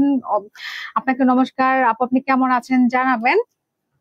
আমার উদ্দেশ্যে বলতেছি, আমার এক্সপিরিয়েন্স থেকে আমার ক্লাসের মধ্যে মূলত হচ্ছে শুধুমাত্র পড়াশোনার মধ্যে সীমাবদ্ধ থাকে না, পাশাপাশি যে আমার এক্সপিরিয়েন্স থেকে যে বিষয়গুলো সেগুলো আপনাদের সাথে শেয়ার করে, যেহেতু আমার বিশেষ ভাইবা দেওয়ার অভিজ্ঞতা আছে, বা হচ্ছে যে আরো অন্যান্য অনেক পরীক্ষা আমি বসেছি ভাইবা দিয়েছি, আমার এক্সপিরিয়েন্স গুলো আপনাদের সাথে কিন্তু শেয়ার করি, কথায় কথায় আমি শেয়ার করে ফেলি। এখন যারা বুদ্ধিমান তারা হচ্ছে যে এগুলো আমল নিবে, আর আদারওয়াইজ বাকিরা হচ্ছে যে তারা যেমন সেরকমই হচ্ছে মানে এটা বুঝে নিবে। ইউসুফ সায়েদ হচ্ছে হ্যালো ম্যাম, ওকে আপনাকেও হ্যালো। তো যারা হচ্ছে যে 21 জুন লিখেছেন আপনাদের উত্তর হয়েছে, উত্তর গোলার্ধে দীর্ঘতম দিন হচ্ছে 21 জুন। অপরপক্ষে দক্ষিণ গোলার্ধে কিন্তু ক্ষুদ্রতম দিন কিন্তু এই 21 জুনই। ওকে, এখন আপনাদের কাছে আরেকটা কোশ্চেন, সেটা হচ্ছে যে দক্ষিণ গোলার্ধে দীর্ঘতম দিন কখন হয়? সেটা কি কারো জানা আছে? আর যদি জানা না থাকে সেক্ষেত্রে কিন্তু কমেন্টস করতে পারেন, আমি কিন্তু আপনাদের উত্তরটা বলে দিব।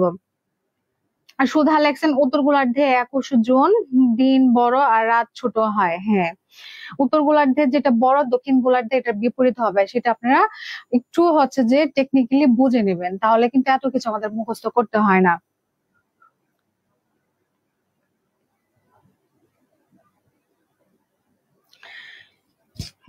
সুধা 22 ডিসেম্বর লিখেছেন। ওকে, দক্ষিণ গোলার্ধে দীর্ঘতম দিন হচ্ছে যারা 22 ডিসেম্বর লিখেছেন আপনাদের উত্তর কিন্তু সঠিক হয়েছে। সালমান ফার্সি কেমন আছে? তো আলহামদুলিল্লাহ ভালো আছি। সালাম জানিয়েছেন, ওয়ালাইকুম আসসালাম, আপনি কেমন আছেন জানাবেন। আজকে মনে হয় আপনার নামটা ফার্স্টবারের মতো পড়তেছি।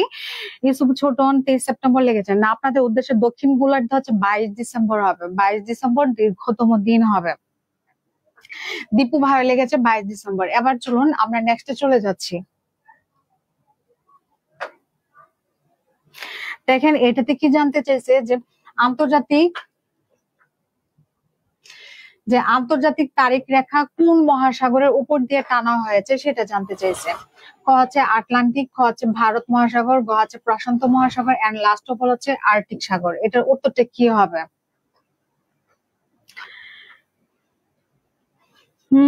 অমিত হাসান লিখেছে, ম্যাম আমার কমেন্টটা পড়তে গিয়ে পড়লেন না কিন্তু। এই যে ভাই আপনার কমেন্টস তো পড়েছি। আপনাদের অভিযোগ থাকে আমি শুধুমাত্র মেয়েদের কমেন্টস পড়ি, ছেলেদের কমেন্টস পড়ি না, এই যে পড়ে ফেললাম কিন্তু। সো হচ্ছে যে উল্টা পাল্টা কমেন্টস করলে হবে না। কাকুলি আক্তার লিখেছেন, ম্যাম আপনার ক্লাস আমার ভালো লাগে তাই আমি দেখি, যদিও আমি অনলাইন ব্যাচের স্টুডেন্ট না। Thank you very much. দেখবেন আমার ক্লাসে আমি অনেক টিচার আছে, আপনাদেরকে হিউজ পরিমাণ পড়ে আপনাকে দেখাবে যে আপনাকে এত কিছু পড়াইছে, এত কিছু শিখাইছে। ট্রাস্ট মি, চাকরি পরীক্ষার জন্য আপনাদেরকে কৌশল অবলম্বন করতে হবে। ওই গাধার মতো এত কিছু পড়লে হয় না। চাকরি পরীক্ষা খুব টেকনিক্যালি এগোতে হয় যদি খুব দ্রুত সময় আপনি একটা ভালো চাকরি পাইতে চান। তো আমার ক্লাসের মধ্যে কিন্তু টপিক গুলি থাকে ওই ধরনের সিলেক্টেড টপিক যেগুলো থেকে পরীক্ষায় আসে, এবং আদারওয়াইজ আরো অন্যান্য টেকনিক আমি শেয়ার করে থাকি। খায়রুন নাহার উত্তর দিয়েছেন, স্বপ্না আক্তার লিখেছেন, রনি মজুমদার উত্তর করেছেন, অনেকে উত্তর করেছেন। ওকে, যারা প্রশান্ত মহাসাগর লিখছেন আপনাদের উত্তর কিন্তু হয়েছে। এই আন্তর্জাতিক তারিখ রেখা হচ্ছে প্রশান্ত মহাসাগর উপর দিয়ে টানা হয়েছে। এই যে আন্তর্জাতিক তারিখ রেখা সেটা কত সালে ঠিক করা হয় কারো কি জানা আছে? যেটি কত সালে ঠিক করা হয়?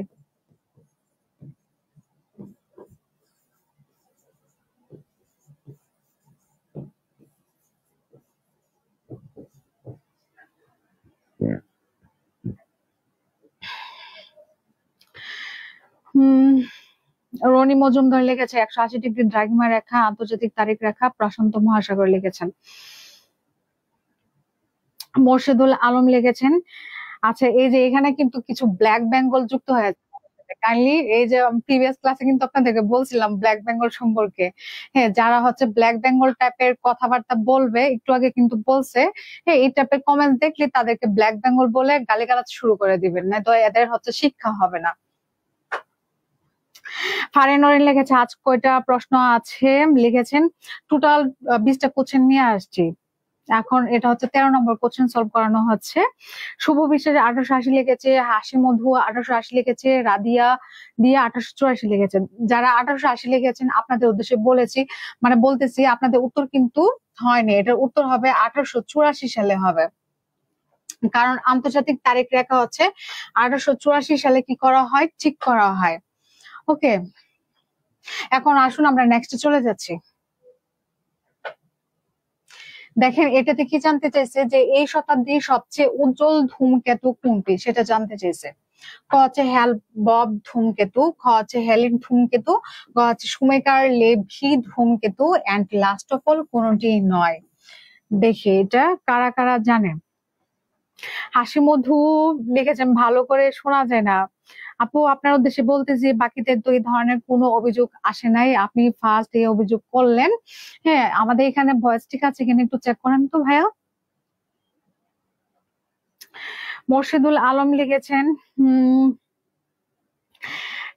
এ লিখেছেন, স্বপ্না আক্তার 1884, কণা লিখেছেন, হেলি লিখেছেন, ইউসুফ সাইদ লিখেছেন, হ্যাল বব লিখেছেন, রনি মজুমদার লিখেছেন, আহারে মোবাইলের চার্জ শেষ।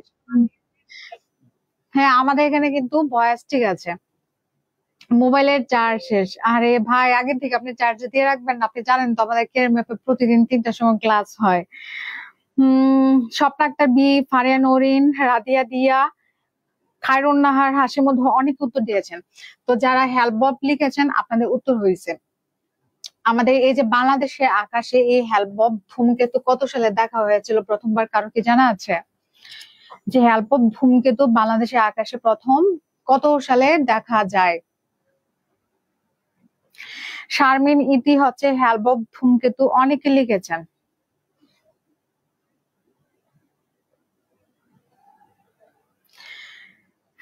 কাকুলি আক্তার ক লিখেছেন। আপনাদের জন্য একটু ওয়েট করছি, আর যদি জানা না থাকে সেক্ষেত্রে কিন্তু বলতে পারেন যে জানা নাই বা মনে নাই, তাহলে বলে দিব, জট জট করে বলে দিব। গোবিন্দ হালদার আমাদের সাথে যুক্ত হয়েছেন, আমাদের ম্যাথমেটিক্স এর গুরু যুক্ত হয়েছেন। স্যার কিন্তু অসাধারণ ক্লাস নিয়ে থাকেন, আপনারা হচ্ছে যে স্যারের ক্লাস দেখবেন। স্যার কি অবস্থা, কেমন আছেন? অনেকদিন ধরে আপনি কেয়ার ম্যাপে আসেন না ক্লাস নিতে, আপনার স্টুডেন্টরা কিন্তু আপনাকে খুব মিস করছে। স্বপ্না আক্তার কি লিখেছে? হেলবব ধূমকেতু লিখেছেন। আবরার লিখেছে 1997। বাকিরা কি পারে না? একটু ওয়েট করে দেখি তারা পারছে কিনা। জাফর রহমান ক উত্তর করেছে। আচ্ছা তাহলে বলে দিচ্ছি, আবরার পেয়েছে, কারণ আবরার হচ্ছে সিরিয়াসলি পড়াশোনা করতেছে। আবরার উত্তর দেখলে আমি এখন বুঝি। অ্যালবাম ধূমকেতু বাংলাদেশের আকাশে প্রথম দেখা যায় কখন? 1997 সালে দেখা যায়। আর হচ্ছে যে আবার কখন এই যে ধূমকেতু রয়েছে সেটা দেখা যাবে বলে আসল মানে হচ্ছে কি বলবো ভবিষ্যৎবাণী করা হচ্ছে। এটার উত্তরটা কি হবে, যে আবার কবে বাংলাদেশের আকাশে অ্যালবাম ধূমকেতু দেখা যাবে? রনি মজুমদার লিখেছেন 1986 সালে লিখেছেন। না 1986 না, উত্তর হবে 1997 সালে দেখা গিয়েছিল।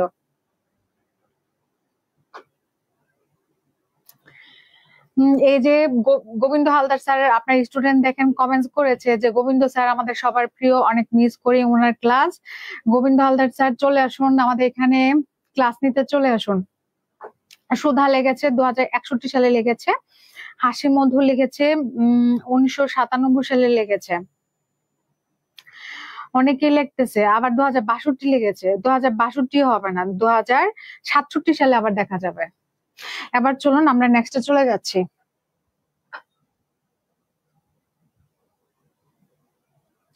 দেখেন এটাতে কি জানতে চাইছে, যে বাংলাদেশের সীমান্তবর্তী ভারতের রাজ্য কয়টি সেটা জানতে চাইছে। ক হচ্ছে 5টি, খ হচ্ছে 3টি, ঘ হচ্ছে 4টি এবং ঘ হচ্ছে 6টি। এটার উত্তর কি হবে?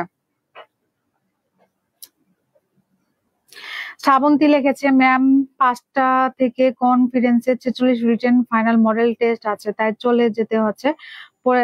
ওকে, it's okay Srabanti. Cynthia Swapna ক লিখেছে। বাকিদের জন্য একটু ওয়েট করছি আমি। কাকুলি আক্তার 5টি লিখেছে, ইউসুফ সাহেব 5টি লিখেছে। ওকে, যারা 5টি লিখেছেন আপনাদের উত্তর হয়েছে, কারণ বাংলাদেশের সীমান্তবর্তী ভারতের রাজ্য হচ্ছে 5টি। সেই 5টি রাজ্য কি কি? মেঘালয়, তারপর হচ্ছে মিজোরাম, আসাম, ত্রিপুরা এবং আরেকটা কি রাজ্য আছে দেখি আপনারা পারেন কিনা। অনেকে এটার উত্তর করেছে। লাস্ট দেখা গেছে, সুধার উদ্দেশ্যে বলতেছি, আমি একটু আগে কিন্তু এটা বলে দিয়েছি, 1997 সালে লাস্ট দেখা গিয়েছে। মোহাম্মদ আলী লিখেছে 4টি না ভাই 5টি হবে। রাদিয়া 5টি লিখেছে, দীপু 5টি। আর যে রাম হিম লিখেছেন 5টি। ওকে, কাকুলি একটা মণিপুর লিখেছেন, না মণিপুর না, আর একটা হচ্ছে পশ্চিমবঙ্গ। এগুলো একটু ম্যাপের মাধ্যমে পড়ে নিবেন, দেখবেন আর ভুলবেন না, আর আপনাদের মনে থাকবে। আর আমিত্রি নামে ম্যাপ, অনেকে দেখেন এই কৌশলটা আপনাদের সাথে শেয়ার করছে, এই কৌশলটা একটু জেনে নেন। এই যে আমিত্রি মানে কি? আসাম, তারপর মিজোরাম, ত্রিপুরা, মেঘালয় আর হচ্ছে পশ্চিমবঙ্গ। কনা লিখেছেন ওয়েস্ট বেঙ্গল। আচ্ছা, রিমা রফ কি লিখেছেন? আসসালামু আলাইকুম। ওয়ালাইকুম আসসালাম, কেমন আছি? তো আলহামদুলিল্লাহ ভালো আছি, অনেকদিন পর ক্লাসে জয়েন হলাম। আপনার ক্লাস আমার খুবই ভালো লাগে ma'am, thank you very much. এক দুটা ব্ল্যাক বেঙ্গল যুক্ত হয় আয়সা, বুঝছেন, তারা কম্পারিজন করে। এই যে তাদের উদ্দেশ্যে বলতেছি, এই যে এক দুজন আমাকে পছন্দ না করলে মানে ডাজ নট ম্যাটার, এটা আমার কাছে কোনো ম্যাটার করে না। আমাকে পছন্দ করে এমন আরো অনেক হাজার আছে। ওকে, তো আপনারা কাইন্ডলি এরকম করবেন না। আমরা এখানে সবাই কি এডুকেটেড বা ম্যাচিউরড, এবং এখানে আসছি কেন প্ল্যাটফর্মে, যে আমরা সামনে একটা চাকরি পরীক্ষায় বসবো। তো এই ধরনের মেন্টালিটি নিয়ে আমরা চাকরি পরীক্ষায় বসবো? আগে নিজে ঠিক হয়, হ্যাঁ, একজন মানুষকে কিভাবে রেসপেক্ট করতে হয় এগুলো আগে আমরা শিখি। এগুলো হচ্ছে মোরালিটি। এবার চলুন আরেকটা বিষয়, সেটা হচ্ছে যে বাংলাদেশের সীমান্তবর্তী মিয়ানমারের প্রদেশ কয়টি? সেটা কি কারো জানা আছে যে মিয়ানমারের প্রদেশ কয়টি?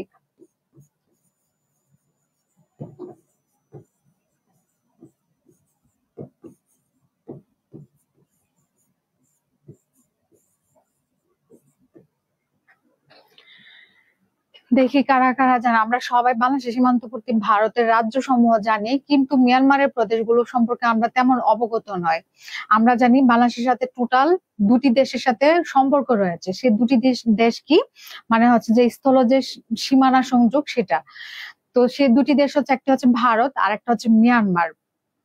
আর বাংলাদেশের সীমান্তবর্তী হচ্ছে ভারতের রাজ্য হচ্ছে 5টি, আর বাংলাদেশের সীমান্তবর্তী মিয়ানমারের প্রদেশ দেখি কারা কারা লেগেছে। অনেকে লেগেছে সিনথিয়া, তারপর কাকুলি, সুধা, খায়রুন 2টি লেগেছে। 2টির মধ্যে কি কি কারোকে জানা আছে? একটি হবে চীন আর একটা হচ্ছে রাখাইন প্রদেশ। এই 2টি হচ্ছে বাংলাদেশের সীমান্তবর্তী মিয়ানমারের প্রদেশ। আমরা শুধুমাত্র যে চীন যে আরেকটা রাষ্ট্র রয়েছে সেটা জানি, কিন্তু চীন যে একটা প্রদেশ রয়েছে মিয়ানমারে সেটা কিন্তু আমরা জানি না, প্রায়ই জানি না। ওকে। আর ভারতের সাথে বাংলাদেশের মোট সীমান্তবর্তী জেলা হচ্ছে কতটি? 32টি। তো এই রিলেভেন্ট যে কোশ্চেন গুলো আছে যে কোনো বই থেকে আপনারা পড়ে নেবেন, চাইলে আমাদের কেরিয়ার ম্যাপে যে হ্যান্ডবুক রয়েছে সেখানে কিন্তু এগুলো আপনারা পেয়ে যাবেন। এখন চলুন আমরা নেক্সটে চলে যাচ্ছি। দেখেন এটাতে কি জানতে চাইছে, যে নিচে কোন ভৌগোলিক এলাকাটি রামসার সাইট হিসেবে স্বীকৃত সেটা জানতে চাইছে। ক হচ্ছে রামসাগর, খ হচ্ছে বগালে, গ হচ্ছে কাপ্তাই হ্রদ এবং ঘ হচ্ছে টাঙ্গুয়ার হাওর। এটার উত্তরটা কি হবে? আবরার কিন্তু ইন ডিটেলস অনেক কিছু আপনাদেরকে জানিয়ে দিয়েছে, আপনারা একটু পড়ে নিবেন। শুভ বিশ্বাস লেগেছে চীন, রাখাইন লেগেছে, খায়রুন লিখেছেন, অনেকে লিখেছেন। ইউসুফ সাইদ টাঙ্গুয়ার হাওর এটা উত্তর দিয়েছেন। কাকুলি আক্তার ডি উত্তর দিয়েছেন।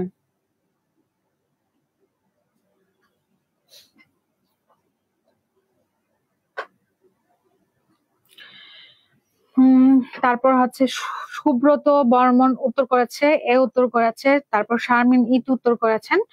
জারাফ রহমান টাঙ্গুয়ার হাওর লিখেছে, আবরার লিখেছে। ওকে, যারা ঘ উত্তর দিয়েছি আমাদের উত্তর কিন্তু সঠিক হয়েছে, কারণ এই টাঙ্গুয়ার হাওর হচ্ছে ভৌগোলিক এলাকা যেটা কিনা রামসার সাইট হিসেবে স্বীকৃত হয়েছে। আমরা জানি এই যে রামসার সাইট হিসেবে স্বীকৃতি দেয় কে? ইউনেস্কো স্বীকৃতি দেয়। আর ইউনেস্কো ঘোষিত বাংলাদেশের রামসার সাইট কতটি? 2টি। তার মধ্যে একটি আমরা জেনেছি এই যে টাঙ্গুয়ার হাওর, আর এটাকে রামসার সাইট হিসেবে স্বীকৃতি দিয়েছিল কত সালে, সেটা কি কারো জানা আছে? যে কত সালে টাঙ্গুয়ার হাওরকে রামসার সাইট হিসেবে স্বীকৃতি দিয়েছে?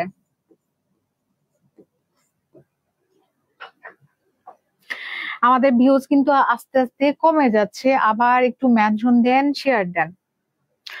অনুকূল ঘোষ এতক্ষণে জয়েন হয়েছে, যাক তারপর জয়েন হয়েছেন, ওয়েলকাম।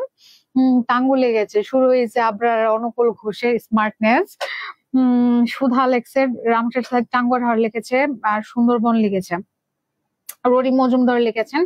কাকুলি আক্তার লিখেছে 2000 সালের 20 জুন না জানুয়ারি লিখেছেন। এটা দীপু 2010 না 2020 হবে। আর সুন্দরবন হচ্ছে যে আরেকটি রামসার সাইট, আর এই সুন্দরবনকে ইউনেস্কো কবে বাংলাদেশের রামসার সাইট হিসেবে স্বীকৃতি দিয়েছে সেটা কি কারো জানা আছে? আচ্ছা, অনুকূল ঘোষের কমেন্টসটা পড়ি। তোমাতে রয়েছে সকল কেতাব, সকল কালের জ্ঞান, সকল শাস্ত্র খুঁজে পাবে সকা, খুলে দেখো নিজ প্রাণ। বা বা মানে কি বলবো, চমৎকার হয়েছে। এক একজন হচ্ছে কি বলবো, কবি, পুরাই কবি। আর আপনার তো কবি, সিঙ্গার, আর যদি আরো কিছু টাইটেল থাকে তার সবকিছুই। আচ্ছা, সুন্দরবনকে রামসার সাইট হিসেবে স্বীকৃতি দেওয়া হয়েছিল কবে? দেখি কারা কারা উত্তর দিয়েছেন। শুভ বিশ্বাস লিখেছে 97 লিখেছেন।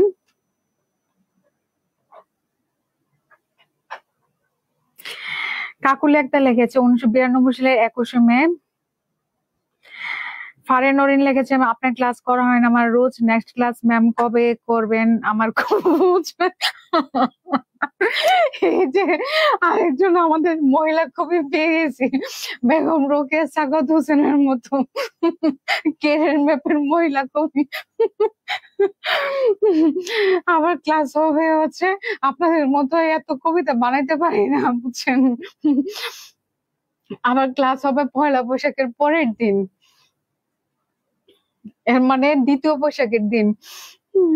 খায়রুন নাহার লিখেছেন 1997 লেগেছে।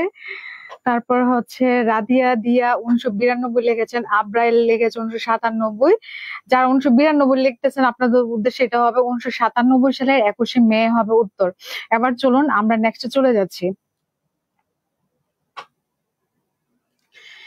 দেখেন এটাতে কি জানতে চেয়েছে, যে ভারতের কতটি, সরি, যে ভারতের কতটি ছিটমহল বাংলাদেশের ভৌগোলিক সীমার অন্তর্ভুক্ত হয়েছে সেটা জানতে চেয়েছে। ক হচ্ছে 162টি, খ হচ্ছে 91টি, গ হচ্ছে 111টি এবং ঘ হচ্ছে 101টি। এটার উত্তর কি হবে?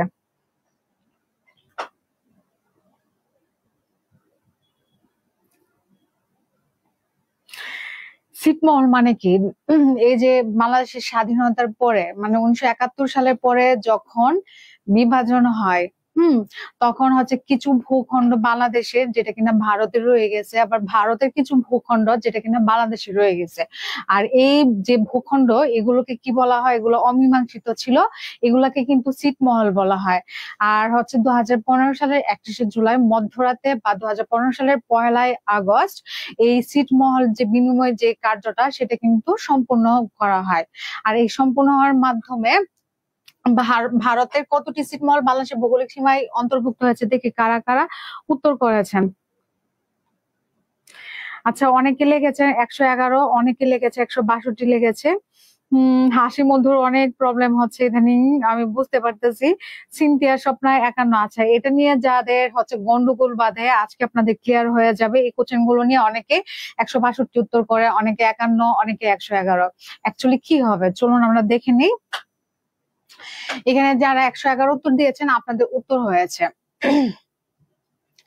অর্থাৎ এই যে ধরেন সাপোজ এটা হচ্ছে বাংলাদেশ, একটা ম্যাপ কোনোভাবে আঁকে জাস্ট আপনাদের বোঝার জন্য। হ্যাঁ, আপনারা আবার বললেন না যে ম্যাডাম হচ্ছে যে ম্যাপ আঁকতে পারেন, আমি পারি কিন্তু এখানে খুব তাড়াতাড়ি এঁকেছে। আর সাপোজ এটা হচ্ছে ভারত, হ্যাঁ, বা একটু কাছাকাছি হবে, এটা ভারত।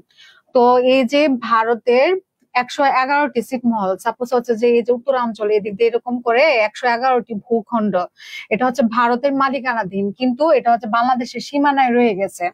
ভারতের ছিল, বাংলাদেশের সীমানায় রয়ে গেছে। আর এই ছিটমহল বিনিময়ের ফলে এই ভারতের এই যে ছিটমহল গুলো এগুলো কি হয়েছে, বাংলাদেশের হয়ে গেছে। অর্থাৎ 111টি ছিটমহল বাংলাদেশ পেয়ে যায়।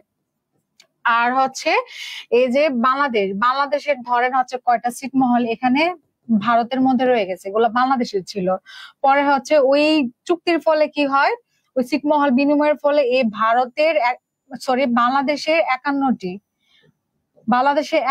যেটা কিনা ভারতে ছিল সেটা ভারতকে দিয়ে দেওয়া হয়। আর ভারতের ছিল 111টি বাংলাদেশের, যেটা বাংলাদেশকে দিয়ে দেওয়া হয়। এভাবে তারা কি করেছে, এই ছিটমহল বিনিময় সম্পূর্ণ করেছে। এখন আসুন আপনাদের কাছে একটা প্রশ্ন, যে টোটাল কতটি ছিটমহলের মধ্যে এরকম বিনিময় হয়, টোটাল কতটি ছিল? রনি মজুমদার লেগেছে বাংলাদেশের বৃহত্তম ছিটমহল হচ্ছে দাসিয়ারছড়া লালমনিরহাট লেগেছেন। আশা করি আপনারা এখন জানবেন টোটাল ছিল 162টি ছিল।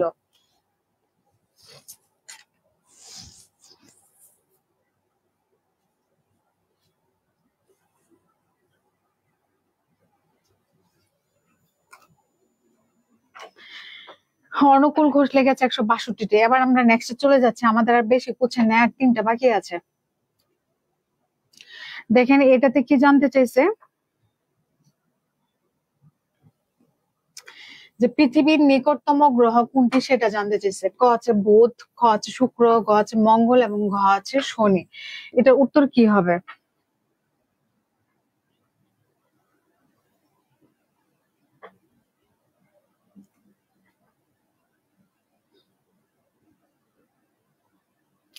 সিনথিয়া স্বপ্না ক লিখেছে, শুভ বিশ্বাস, হাসি মধু।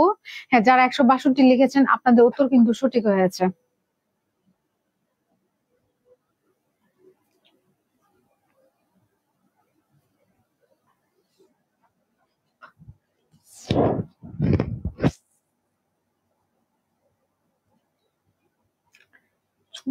আজকে জানাইছি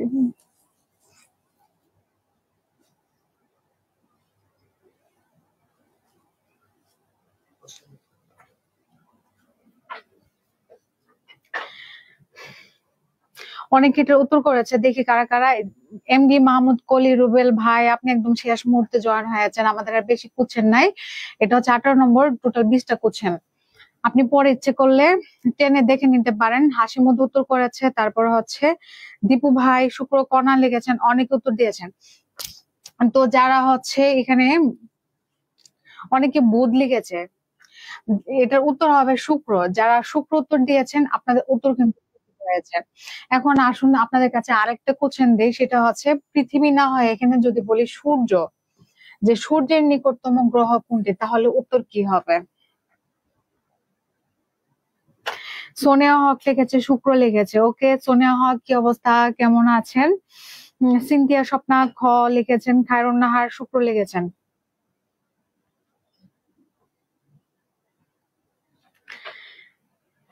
শুক্র হচ্ছে পৃথিবীর নিকটতম গ্রহ হচ্ছে শুক্র, আর সূর্যের নিকটতম গ্রহ কি হবে? এই যে দীপু ভাই, সুধা, তারা উত্তর করেছে। তাহলে উত্তর কি হবে? সূর্যের নিকটতম গ্রহ হবে বুধ হবে। এখন আসুন, এই যে পৃথিবীর সবচেয়ে উজ্জ্বলতম, সবচেয়ে উত্তপ্ত গ্রহের নাম কি? দেখে এটা কারা কারা পারে। শুভ বিশ্বাস সুখ লেগেছে, হাসি মধু লেগেছে, বুধ লেগেছে। যারা ভূত লেখছেন আপনাদের উত্তর কিন্তু সঠিক হয়ে গেছে।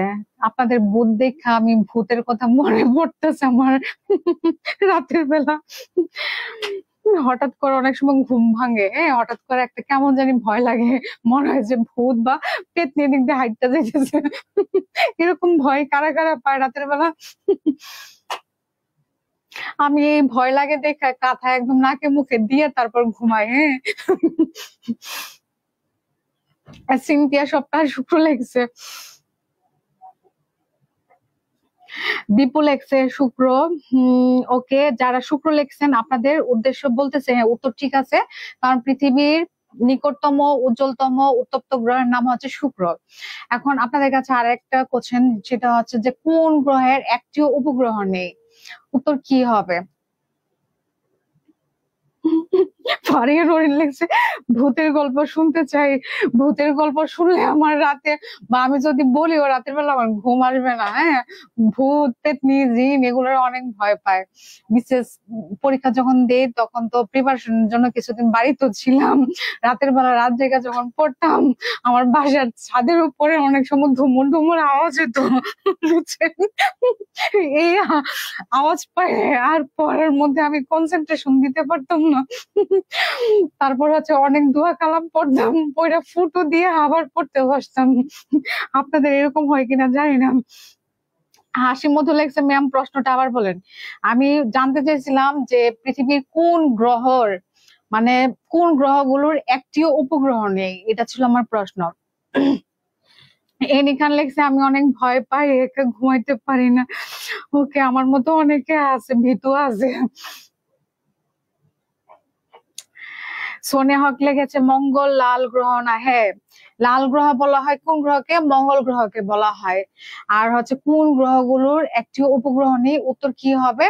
উত্তর হবে বুধ এবং শুক্র, এই দুটা গ্রহের কি নেই? একটিও উপগ্রহ নেই। সুমাইয়া সুমাইয়া একটা কি লেগেছে? ব্যাচ রাখছেন। আপনারা মানে ভর্তি সংক্রান্ত কোনো তথ্য জানতে চাইলে আমাদের কেরিয়ার ম্যাপের পেজে নক দিতে পারেন, আদারওয়াইজ আমাদের হোয়াটসঅ্যাপ নাম্বারে নক করলে সবকিছু আপনাদেরকে জানিয়ে দেওয়া হবে। ফারিয়ান লেখছে ভূতের গল্প খুব ইন্টারেস্টিং লাগে আজকে। তাহলে ফারিয়ান হরিণ, আপনার উদ্দেশ্যে বলতেছি রাতের বেলা কি করবেন জানেন? ইউটিউব থেকে একটা মুভি লাগাবেন ভূতের বা জিনের, আর রুমে কাউকে রাখবেন না, লাইট টাইট সব বন্ধ করে দিবেন, দেখে আপনি ভয় পান কিনা। পরের ক্লাস আপনি আমাকে জানাবেন যে আপনি ভয় পান কিনা। শুভ বিশেষ লেখছে আনন্দ গ্রহ হবে না, বুধ এবং শুক্র আমি বলে দিয়েছি। এবার চলুন আমরা নেক্সটে চলে যাই।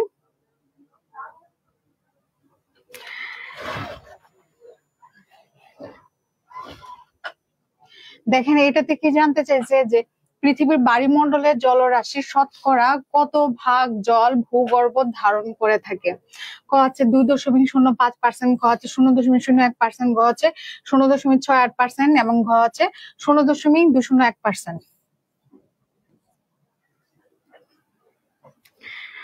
সোনিয়া হক কেন থ্যাংক ইউ জানাইলো সুধাকে? উপরের কমেন্টস গুলো হিস্টোরি জানি না তাই বলতে পারতেছি না। দীপু এটার উত্তর করে ফেলছে। হাসি মধু কি লেগেছে? পৃথিবী চাঁদ লেগেছে। ফারিয়া নরিন লেগছে এখন তখন তো ভয় লাগবে ম্যাম। এখন সাহস চলে গেছে, কি আমার সাহসী মেয়েটা।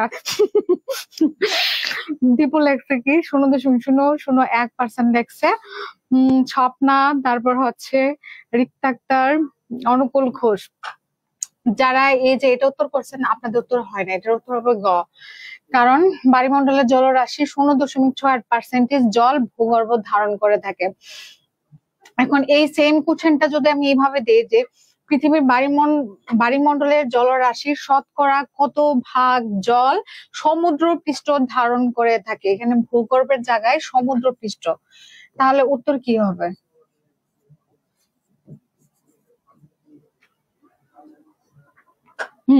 ফারিয়া কি লাগছে? ভূতের ভয় পাওয়াতে মজা আছে ম্যাম। অনেক মজা আছে। বাড়িতে একবার বড় বোনের হাজবেন্ড আসছিল, মানে সে একদম সেন্সলেস হয়ে গেছে তার সাথে যে ফাইজলামি করছি আমরা। আমাদের বাড়ির পাশে ছিল কবরস্থান, হ্যাঁ কবরস্থানে সে আমাদের সাথে বাজি লাগছে যে সে নাকি রাতের বেলা একটার সময় কবরস্থানে যাইতে পারবো, তার মানে ভয় লাগে না।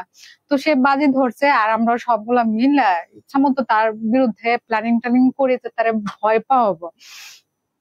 তারপর আমাদের মধ্যে একজন কাজিন, সে সাদা কাপড় বুঝছেন, সাদা কাপড় পেঁচায় কবরস্থানের সামনে সে দাঁড়ায় আছে, একদম তাল গাছও ছিল ওইখানে। আর আমার দুলা ভাই উনি গেছে ওই জায়গায় গেছে, আর ওখান থেকে একদম, আর মোবাইলের মধ্যে অনেক ধরনের বিকট আওয়াজ থাকে না, ওই আওয়াজ লাগাই রাখছে আর সাদা কাপড় পরিয়া সে বেচকে দিছে। আর আমার দুলা ভাই ওখানে কি হয়েছে, সেন্সলেস হয়ে গেছে। পরে তারে ধরে আনা হয়েছে ওখান থেকে। কি যে হিস্টোরি, পরের দিন দুলা ভাই রাগ করে বাড়ি থেকে চলে যায়, বুঝছেন। তো যারা বলেন যে ভূত ভয় ভয় পান না, তারা আমাদের গ্রামে চলে যান, দেখি আপনারা ভয় পান না কেমনে। হাসি মধু কি লিখছে, আমার ফোনে কি সমস্যা হচ্ছে, 1 সপ্তাহ ধরে হ্যাং হয়ে যায়। হাসি মধু, তাহলে আপনার মোবাইলে কোনো প্রবলেম হচ্ছে, বাকিদের কোনো সমস্যা হচ্ছে না আজকে। সুধা কি, আমি কিন্তু লিখে দিয়েছি এই যে প্রশ্নটা কি হবে, যে পৃথিবীর বায়ুমণ্ডলের জলরাশি শতকরা কত ভাগ জল সমুদ্র পৃষ্ঠ ধারণ করে থাকে?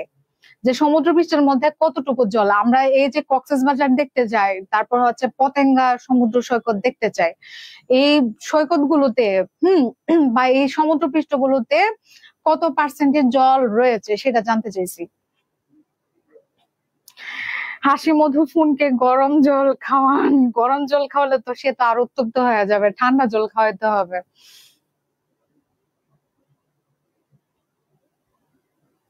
আজকে আমাদের ক্লাসের মধ্যে ভূত নিয়ে অনেকক্ষণ গল্প গুজব হয়েছে, তারপর গল্প গুজব হয়েছিল ফুল নিয়ে। অনেক কবিও পাওয়া গেছে আজকে ক্লাসে, নতুন নতুন কবিদের নাম আজকে আমি পড়েছি এবং আপনারাও দেখেছেন, ভালোই লাগছে। সমুদ্রপৃষ্ঠ কি বললো বুঝলাম না, সুধা লিখছে। আচ্ছা আমি বলে দিচ্ছি, এটার উত্তরটা অনেকে পারে না, এটার উত্তরটা হবে 97.25% হবে। 97.25% জল কি রয়েছে, সমুদ্রে রয়েছে। বায়ুমণ্ডল মানে কি, আমরা বায়ুমণ্ডল সম্পর্কে তো সবাই জানি, অবগত, যে বায়ুমণ্ডলে গ্যাস রয়েছে। তো সেম ওয়েতে কিন্তু একটা বায়ুমণ্ডল রয়েছে, এই বায়ুমণ্ডল মানে কি, ওখানে জল রয়েছে। তো আমাদের ভূগর্ভ কিন্তু সে জল ধারণ করে থাকে, তার পরিমাণ 0.68%। তো সমুদ্রপৃষ্ঠ মানে কি, জল নিহিত সমুদ্র, তো ওখানে জলের পরিমাণ কত সেটা জানতে চাইছিলাম। আর এটার উত্তর হবে 97.25%। সুধার উদ্দেশ্যে বলতেছে, আপনি কিন্তু মানে বুঝেন না, যার কারণে আমি একটু ব্যাখ্যা করেছি। এখন আসেন আরেকটা প্রশ্ন দেই, যে বায়ুমণ্ডলে এই যে সৌর যে শক্তিটা রয়েছে, সেটা হচ্ছে, প্রশ্নটা আমি নিজেই ভুলে গেছি। ওকে, এবার চলুন আমরা নেক্সটে চলে যাই।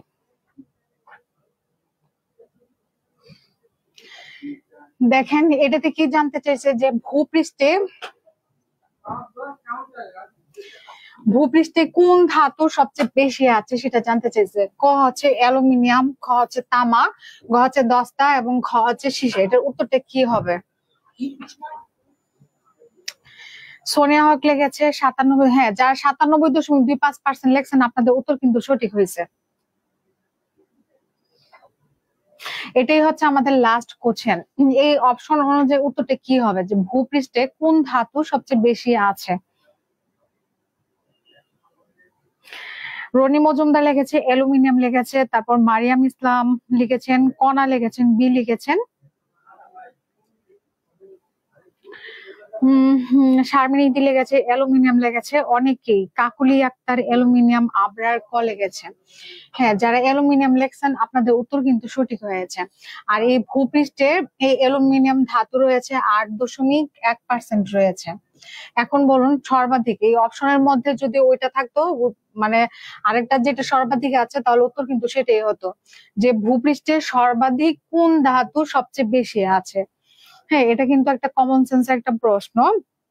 যেহেতু আমরা ভূপৃষ্ঠে বসবাস করি, যেটা না থাকলে আমরা শ্বাস নিতে পারতাম না, আমাদের প্রতিটা সেকেন্ড প্রতিটা মুহূর্তে যেটা আমাদের জন্য অত্যাবশ্যক, সেটা কিন্তু ভূপৃষ্ঠে সবচেয়ে বেশি আছে। এখন বলুন সেটা কি? ফারিন নরিন লেখছেন আপনার গ্রামের বাড়ি কই? আমার হোম টাউন হচ্ছে ব্রাহ্মণবাড়িয়া, আর হচ্ছে আমার উপজেলা হচ্ছে সদর উপজেলা, আমার গ্রামের নাম হচ্ছে ভাদেরসরা।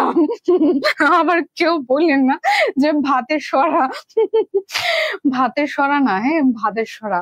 এবং আমাদের গ্রামটা খুবই সুন্দর, আপনি গেলে হচ্ছে যে কি বলবো, মানে আসবেন না আমার গ্রাম থেকে, এত সুন্দর। সুধা হচ্ছে লুহা লিখেছেন রিয়াদ। আচ্ছা, সুধার উদ্দেশ্যে বলতেছে, সুধা আজকে মনে হয় ঠিকঠাক মতো ঘুমায় নাই। হ্যাঁ, রাতের বেলা ঠিকঠাক মতো ঘুমায় নাই, তারা মনে হয় ভূতে ধরছে, এই জন্য আজকে উল্টাপাল্টা উত্তর করতেছে। একটু আগে ওইটাও বুঝে নাই প্রশ্নটা, যে জলরাশি যে জিজ্ঞেস করছিলাম যে সমুদ্র পৃষ্ঠে কত, ওইটা বুঝে নাই, এখনো বুঝে না। আমি কিন্তু বলেই দিয়েছি যে ভূপৃষ্ঠে যে জিনিসটা না থাকলে আমরা শ্বাস প্রশ্বাস নিতে পারতাম না, হ্যাঁ একটা সেকেন্ড আমরা বেঁচে থাকতে পারতাম না, ওইটা তো ভূপৃষ্ঠে সবচেয়ে বেশি থাকবে। কণা লেখছে, অক্সিজেন লিখেছে, আবরার আয়রন লিখেছে। হ্যাঁ, হাসি মধু অক্সিজেন ধাতু না, অক্সিজেন সবচেয়ে বেশি রয়েছে, মানে ভূত্বকের প্রধান উপাদান কি? অক্সিজেন। ওকে, আর হচ্ছে তারপর দ্বিতীয় পাওয়া যায় কি? অ্যালুমিনিয়াম পাওয়া যায়, আর অক্সিজেনের পরিমাণ হচ্ছে 43.6%। আমি তো অক্সিজেন যে ধাতু সেটা কিন্তু বলি না, আমি বলছি যে ভূপৃষ্ঠে সর্বাধিক সবচেয়ে বেশি কোনটা রয়েছে সেটা জানতে চেয়েছিলাম, মানে ভূপৃষ্ঠে বা ভূত্বকে।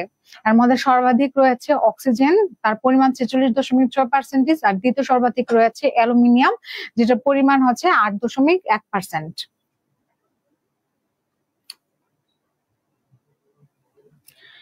তো আজকে হচ্ছে এতটুকুই, সবাই ভালো থাকবেন, আর হচ্ছে সবার সুস্থতা কামনা করে এখানে শেষ করছি। আল্লাহ হাফেজ।